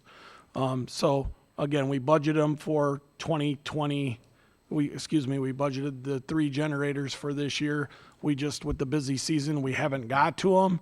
And this piece of equipment has just failed beyond repair. We legally really can't drive it down the road anymore with it leaking sewer. It's just not an option. Our guys have tried to weld it. They've tried to fix the water tanks multiple times. It's just at a depleted condition. And that's why I brought the photos so you guys could see how bad it is. Okay, you're saying that this is the most used equipment, and these pictures look horrible. So why didn't number 19 come before 15 and 16?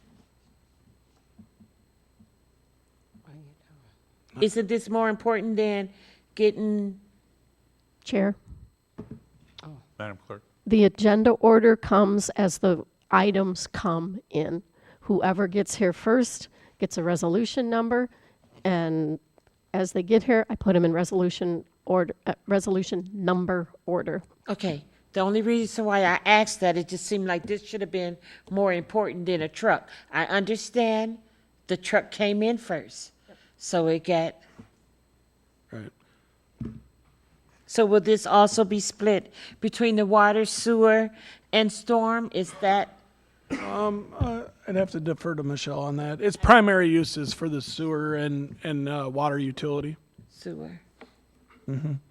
So just to give you an idea how often this is used, we use it for all sewer backups. We use it for all mainline cleaning.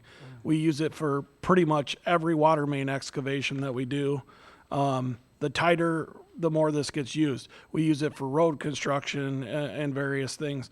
Storm sewer cleaning, which needs to be a priority in the city, and we haven't made it a priority because we don't have two fully functional units and enough people to operate them. So, I mean, these things are used. We used to be on a sewer cleaning schedule years ago that we tried to do. Maybe Rob can help me, but I believe it was about a third of the city annually, and then we have trouble spots that we have to hit every 3 months that we know are issues within the city. We're down to the point with basically one machine that we can just run the emergencies only.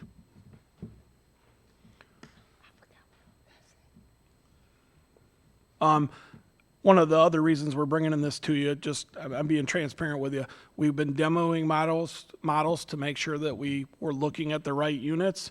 We found this unit that's a 2024. It's the end of the season for them. They're financially motivated to move it. We think this is a good financial decision when we can save $50,000 on a piece of equipment to the benefit. The current model that we have is a Vector brand, and it lasts 22 years. I talked to the Vector manufacturer last Friday. The average lifespan of a Vector that's not, most of them are not cared for really well, but the average lifespan of a Vector is about 10 years in most municipalities. So it's a credit to our guys, our team. The superintendent says all the time, the current Vector that's on those sheets owes us nothing. We got every nickel out of that piece of machinery.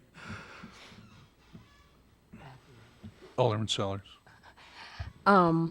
Just wondering, we had talked about how we were going to get this money, and you said you were looking at a loan or. So I'll let Michelle speak about it, but big financial purchases like this, we do loans or leases on them, something like that nature to be able to afford them. Talking with her, I'm getting a lease rate from the Vector company that sells them directly, and then she was going to shop some local bank interest rates to see where we could find the best advantageous deal for the city. One more question. Go ahead. Is this something that, until we know those issues, is this something that can wait until we find out what we could pay on the interest rate, or do we want to get a lease?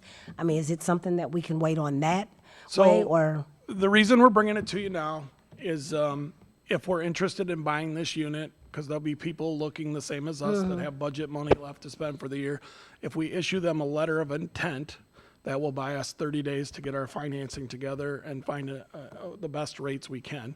And that's why the resolution said that Michelle would bring it back to you once we got those rates. Oh, okay. We want to send them a letter of intent to hold the machines. We can do that twice, so we can do it for up to 60 days basically to hold the unit. Otherwise, if they get another offer, they'll sell it. Yeah, okay. Alderman Stacy? I thought you said we had money that was budgeted to take care of this. I'll let Michelle answer that question. We had budgeted for those generators, but as I'm looking at the cash balances, so there's a difference between a bank account for CIP, like we were talking about a few minutes ago. That's our money for projects, big construction projects. I can't use that money to buy equipment. It is by ordinance that is for projects. It's not for buying equipment. So I can't use that cash. So we only have, I don't know, $1.3 million, $1.4 million in right at this moment of operating cash. That's like payroll, paying for chemicals, normal day-to-day operations. I do not want to take $600,000 out of that cash. I don't feel comfortable with that. And that's why I'm looking to lease it. And what would it cost to lease? We don't know yet. I mean, it's just You like a don't loan. know. It's just like a loan. One of the rates I got back today was a little less than that one that you had gotten. So I'm looking at the one Darren got from the company. So usually these companies that sell you these big equipment items will say, hey, we have the financing as well. So we look at that rate, but then we look on our own. We have done a lot of work in the past with U.S. government leasing. That's U.S. Bank. So that's where I went first, and they came in with a slightly lower rate, and I will go look for another one as well, try and get 3 comparables. Thank you. This is, just to reiterate on this is exactly what we just got doing with that John Deere backhoe. We leased it with a buy-off at the end. You can do whatever. On this case, we would loan it Yes. because they don't really lease Vectors like this, and so we would actually just outright buy it through a loan program, and we're just financing it over a longer period, not to drain our cash. Alderman Channel. Alderman Clem? Only thing I'd like to add is listening to the discussion. I was on the council 6 years ago when the last one was bought. And I know it was made an issue of, at that time, it was discussed on how important this was to get the second one at that period of time.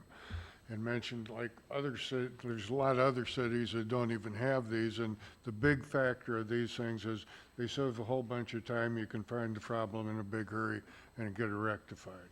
So understand the price of the piece of equipment. Understand also, without a doubt, it doesn't owe us anything.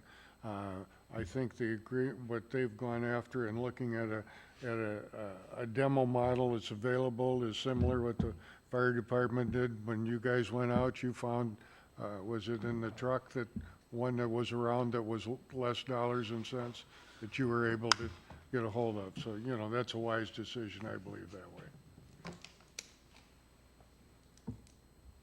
Anything further? Madam Clerk? Shadle, Aye. Sellers, Aye. Clem, Aye. Simmons,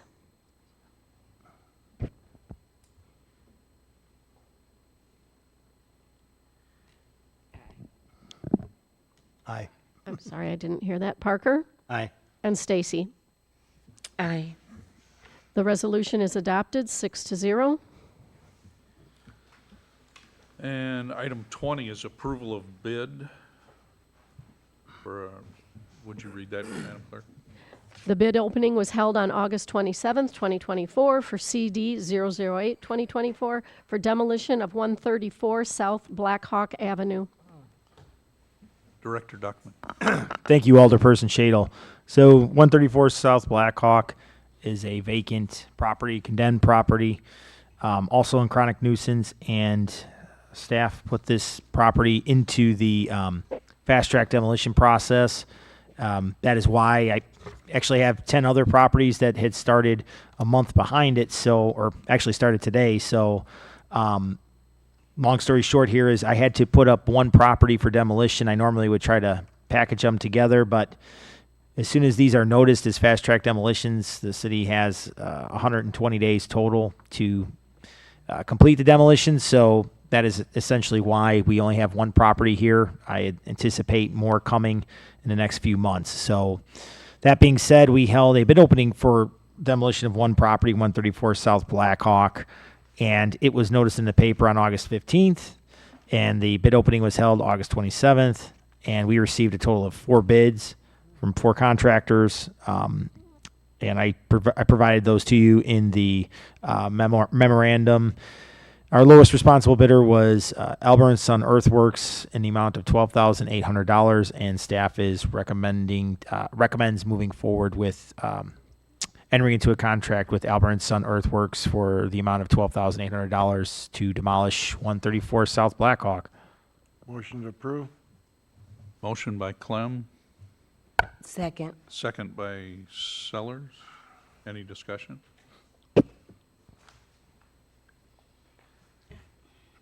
Alderman Simmons? So if you're doing 134, is 124 on your upcoming list? I'll have to get back to you. You're talking about 124 South Blackhawk? Right. It probably is. Of the 10 I posted today, I'm looking at the list of the 10 I posted today, and I do not see 124 South Blackhawk on it. Doesn't mean that it couldn't be on a grant list or something else. So I can get back to you on 124 South Blackhawk. I have a follow-up. Go ahead. So you said list that you posted. Is that part of this memo? Sorry, I'm sorry, I couldn't hear. You said list that you posted. I'm looking at. So I actually today myself physically so I physically posted 10 signs on 10 houses today for fast track demolition. So the reason I said I physically posted was our building inspector was absent today. He normally does it, so it was a mental. I physically hammered signs today into the houses that we're demolishing or looking to demolish. Can I see that list first? Sure. I could also read them out loud if you want. Please. Please. Okay, so 217 North Henderson Avenue is in the noticing process for fast track demolition. 425 South Float Avenue, 402, 404 East Shawnee, 441 South Benton Avenue, 634 North Warren Avenue, 1208 South Rotzler Avenue, 622 East Winneshiek, 626, 628 East Winneshiek, 706 East Winneshiek, and 712 South Pine Avenue. I'm sorry, Thank say you. those numbers for Winneshiek again. Sure, we've got 3 houses on Winneshiek. 622, 626, 628. It's a duplex, so it's 626, 628 East Winneshiek, and then 706 East Winneshiek. Those were posted today, and from the date of posting, I will have the property owner has 30 days to address the issue. Most of them don't historically, and then from that, there's another additional 90 days the city has to demolish before the noticing period would lapse.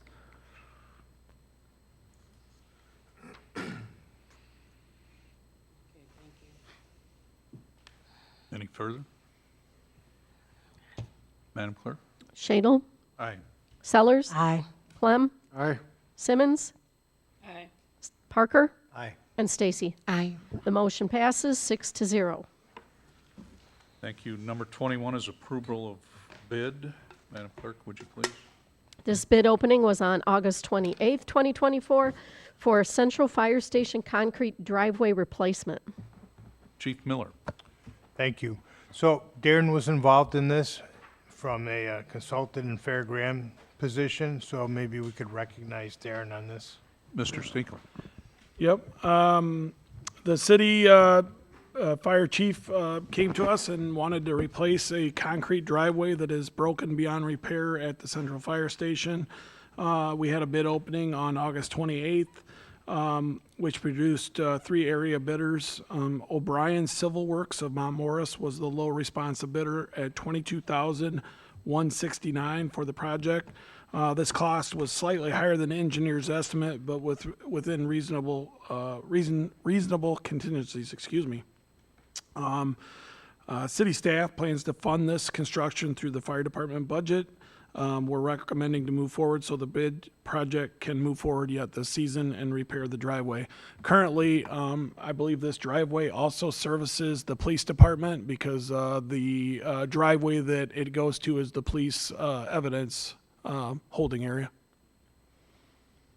Thank you. Motion approved. Motion by Clem, second by Parker. Any discussion?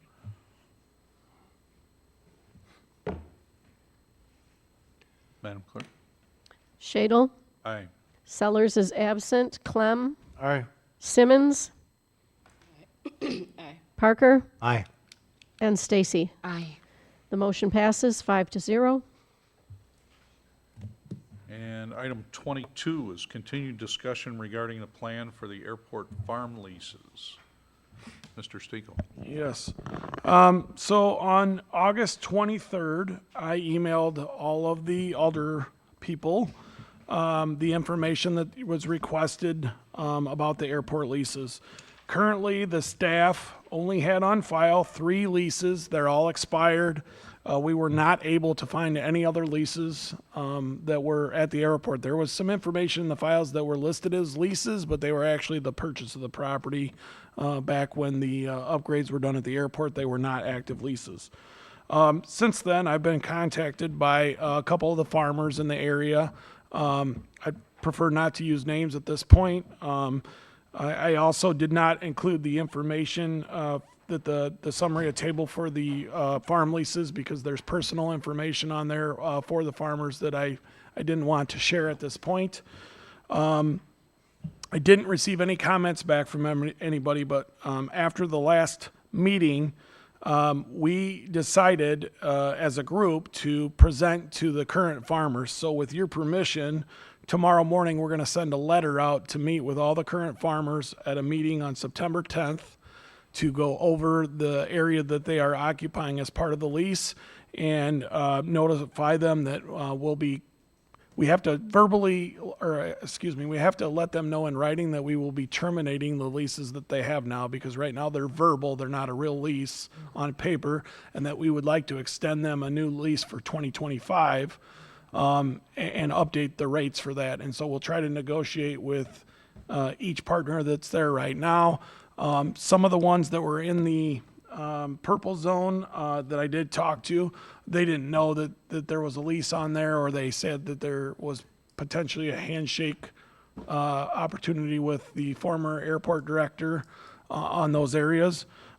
He did educate me as well. Some of the areas, as you guys probably know, are going to be very, very hard to maintain, mow, operate, or actually have more additional cost to us if we don't keep them within some type of lease structure. So again, we will try to negotiate with everybody that's currently farming the ground, get them into a 2025 3-year lease that can be updated. If at that point, one of the partners that are there right now chooses not to sign that lease or doesn't want to move forward, then we will look to another option for that remaining ground. It appears, and I think I don't have a problem saying this, right now, the current people that have paid over the years have been Abels, Wickmans, and Hagemans. Mr. Kaufman had the most recent lease. He passed away recently, so that lease would be void. And the Kempels, is my understanding that they've just purchased the land not that long ago, so they might not even realize that they had a lease or that they were on ground that they didn't purchase. So hopefully we can clear this all up. City staff's been working with Attorney Cox trying to get this resolved.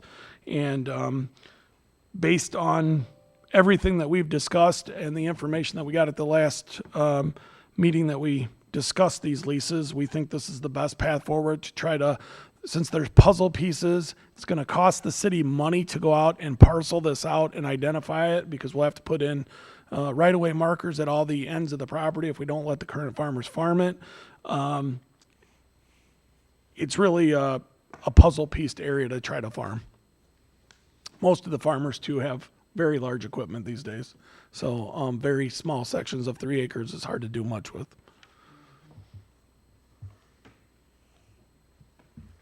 Correct. Are you looking for, I think I'm just looking, nothing to be passed here, but I'm looking for some common ground with the alder people to send these letters out, have the meeting, try to negotiate with the current farmers that are active on the property, and see if we can't get a 3-year lease in place with them for a more current rate. And then if we have issues with that, then we'll bring that back to council and deal with anybody that doesn't want to have a lease on that property. correct? Attorney Zito? We're not necessarily looking for a vote or anything like that. It's just as long as no one objects to this general plan, then I think Darren can move forward with it. If someone has a problem with it, then speak up now, I guess. Right. I think Alderman Stacey has a question. Alderman Stacy. At one time, you had mentioned a higher rate, and then in our communication, you were having second thoughts about that rate. I don't think we're settled on a rate as a city yet. The tract that is north of the airport, that's a larger tract, I think it's about 33 acres. That's probably the most valuable parcel out there. The rest of them are pretty puzzle-pieced. I think if we came up with what the city determines is a fair rate, I don't think we'll have much issue with the majority of the farmers out there.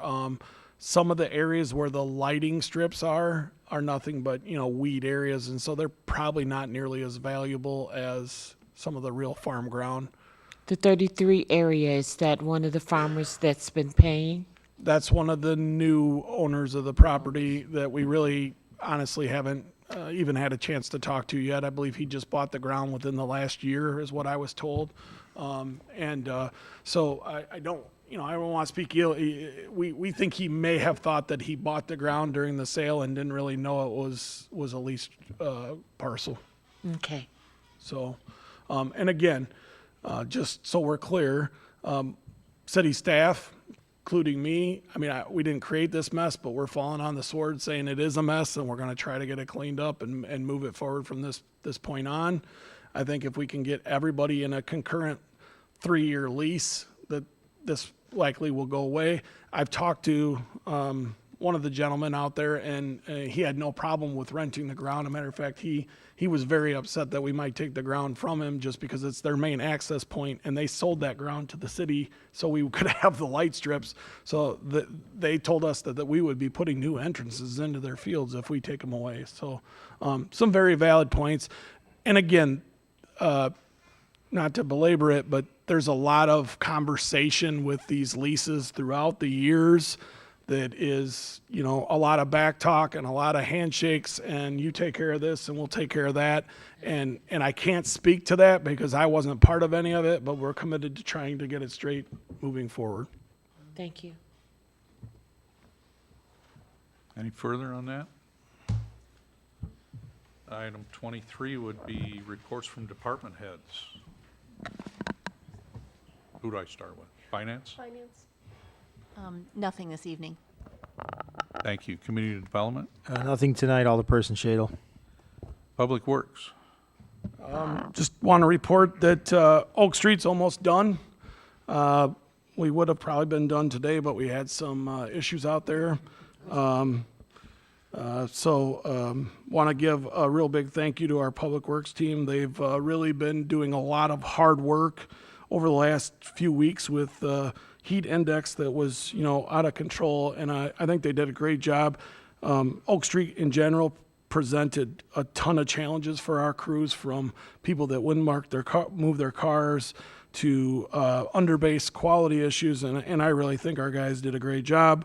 Heads up to Iroquois and the rest of North Chicago. We're coming your way very, very soon. We really have about 3 streets, although they're large streets, to wrap up the city paving project for this year. So a lot of commendation should go out to the guys that are really taking pride in their work. Thank you. Media? Nothing there. IT? Thank you. Fire? Yes, thank you. A big thank you to the firefighters who are out in the same heat and humidity that the street department was this past week. So they're doing their job and their duties as well, and staying hydrated and being mindful of the conditions. So thank you to the firefighters. Thank you. Police? Yeah, I have a couple things. Actually, 2 of them generated a lot of police response today. First and foremost, today around noon, we had street department workers that were in the area of Oak Avenue and John Street. I'm not going to go into a whole lot of detail because we'll have a formal press release tomorrow, but a female drove past them and pointed a gun at them, which resulted in us responding to that area. We were able to find the female in her residence, and then a subsequent search warrant was executed where a firearm and other illegal items were located. So, like I said, we'll formally release that tomorrow, but it was kind of a scary incident for our street department workers who were out there trying to do their job. Had some person point a gun at them. But luckily, everything was resolved peacefully. We also had our 3rd horrible accident in the city this summer. Second one involving a motorcycle. It happened while we were sitting in this meeting tonight. So that was at the area, at the intersection of Galena Avenue and Carroll Street. The state police, they were called in to reconstruct the scene, and they're in charge of the investigation at this point. But also, we're having horrible accidents out in the county, and I don't know what's going on right now, but people just need to pay attention and slow down. It's just absolutely horrible what's going on. So, thank you. Library?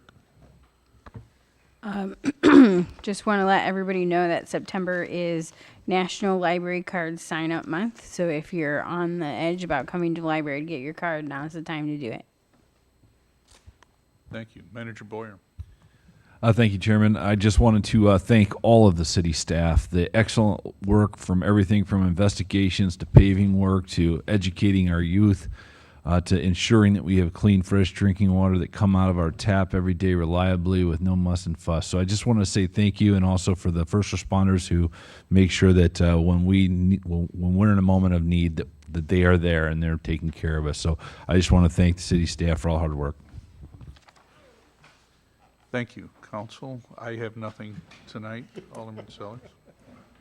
I would just like to say thank you also to the city workers for, all their work that they've done. But I would like also that the community, when you see them out there working, respect them. Move your cars. I mean, I heard them one morning at 6 a.m. hollering, they had to knock on doors to get people to move their cars. So, if we would just respect them as they're out there trying to make our infrastructure a lot better, we all would appreciate it. And then I think that even doing the streets that we've done, I know Oak Street has a lot of children, and it's a lot of cars and kids, and they run across. And is there any way that we can get some signs up to say, slow down because of children? I mean, I don't know how you do that, but we need something because there's a lot of little kids that live on those streets, and people come down there. Now that is new, they're flying. So I would like to see something like that put up to slow down some of the drivers, to let them know that there are children that are on that street. Thank you. Alderman Clem? I'd like to give a shout out and a thanks to Fisher for some rework that was done on Bradmar and Town Drive. Great job. And I want to echo also the great job the crews have been doing. I mean, we've had some outstanding work, and and from all our departments is good to see. And I know in the last couple of weeks you had some miserable weather for it, which gets me to, I haven't been here for a while, and I appreciate being back. On behalf of my wife and I, thank you very much for the cards and prayers and all the support that we've had and her health issues that we've had lately, and I appreciate it. Thank you. Alderman Simmons? I don't have anything, thank you. Alderman Parker? Nothing tonight. Alderman Stacy? Nothing tonight? Then we have public comments, agenda or non-agenda. Do we have any? Good evening. Thank you, Joshua again. I know 3.5 hours has been a long day, but I'm just going to ask for 3 more minutes here, and I'll try to go quick. Bear with me as I try to race through some of these notes here. Midwest contractors, it's been 2 months of this stuff talking about it. Let it go. When the hangar, the lease for the hangar, those gentlemen came up here, they wanted to pay the city money, and they had to come up here and plead their case.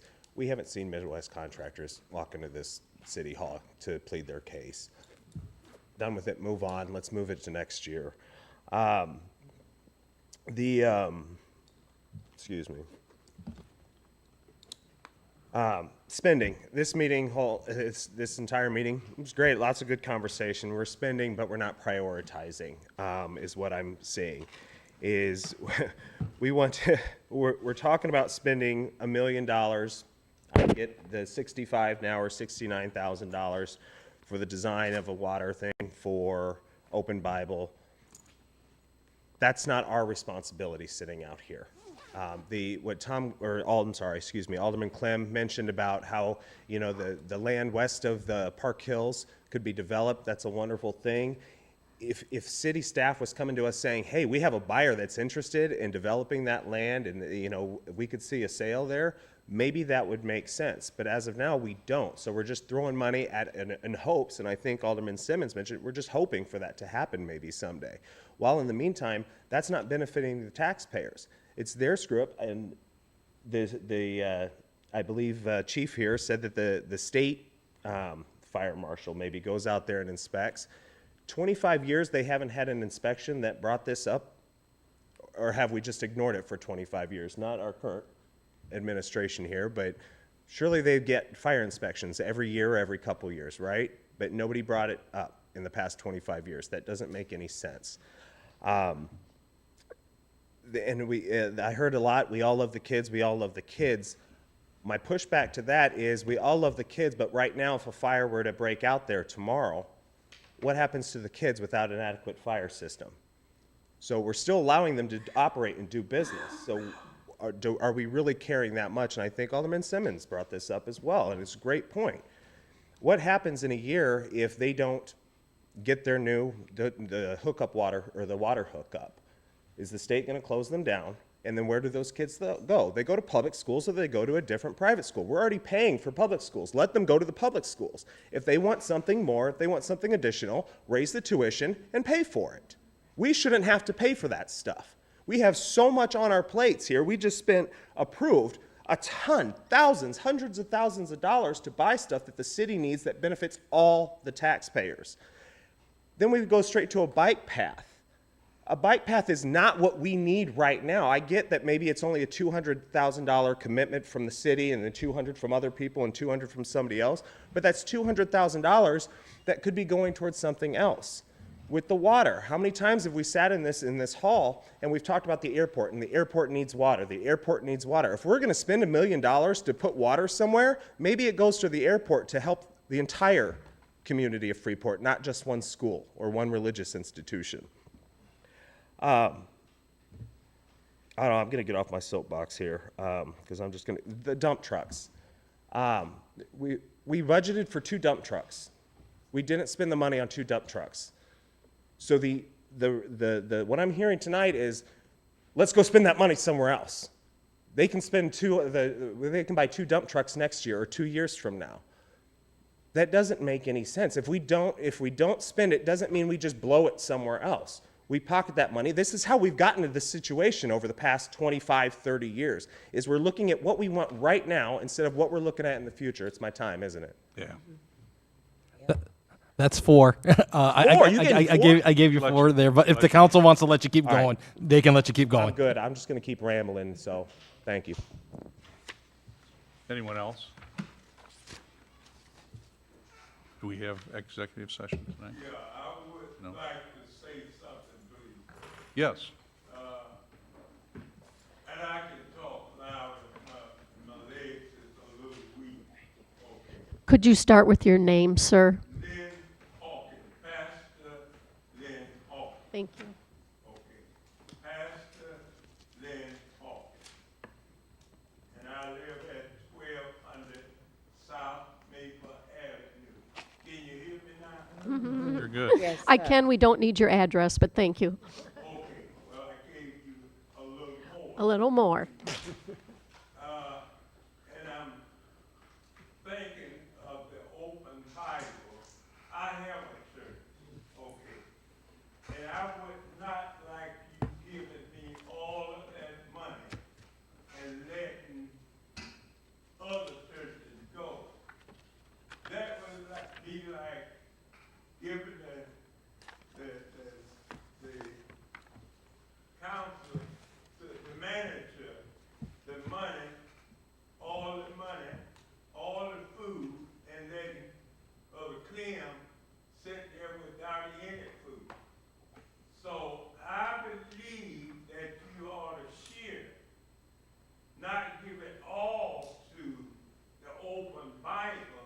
I'm not asking for anything, but I believe that you ought to look at what the needs of the city is, and not just direct it to one place, just like they are saying. Give it to various needs in the city. I'm not asking for anything, but it's more. Now, my daughter worked at the daycare center in Rockford, and I don't know how this open Bible operates, but she worked at the daycare center in Rockford, and they paid for the services there for the kids to be taken care of. I don't know how they operate, but they paid, and they paid quite well for the kids to be taken care of. So they had plenty of money coming from the people that they kept their children and cared for their children. So my daughter was in management, so she got paid very well, and the establishment got paid very well, because she let me know exactly what was coming in that door. So I don't know how that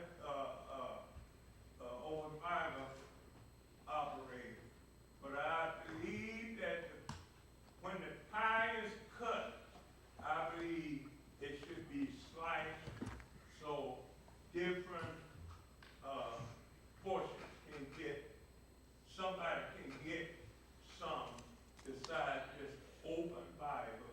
I believe my cleanup ought to be cared for around the community. I'm done. Thank you.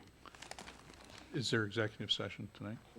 Okay, then I would entertain a motion for adjournment. So move. All in favor? Aye. Opposed?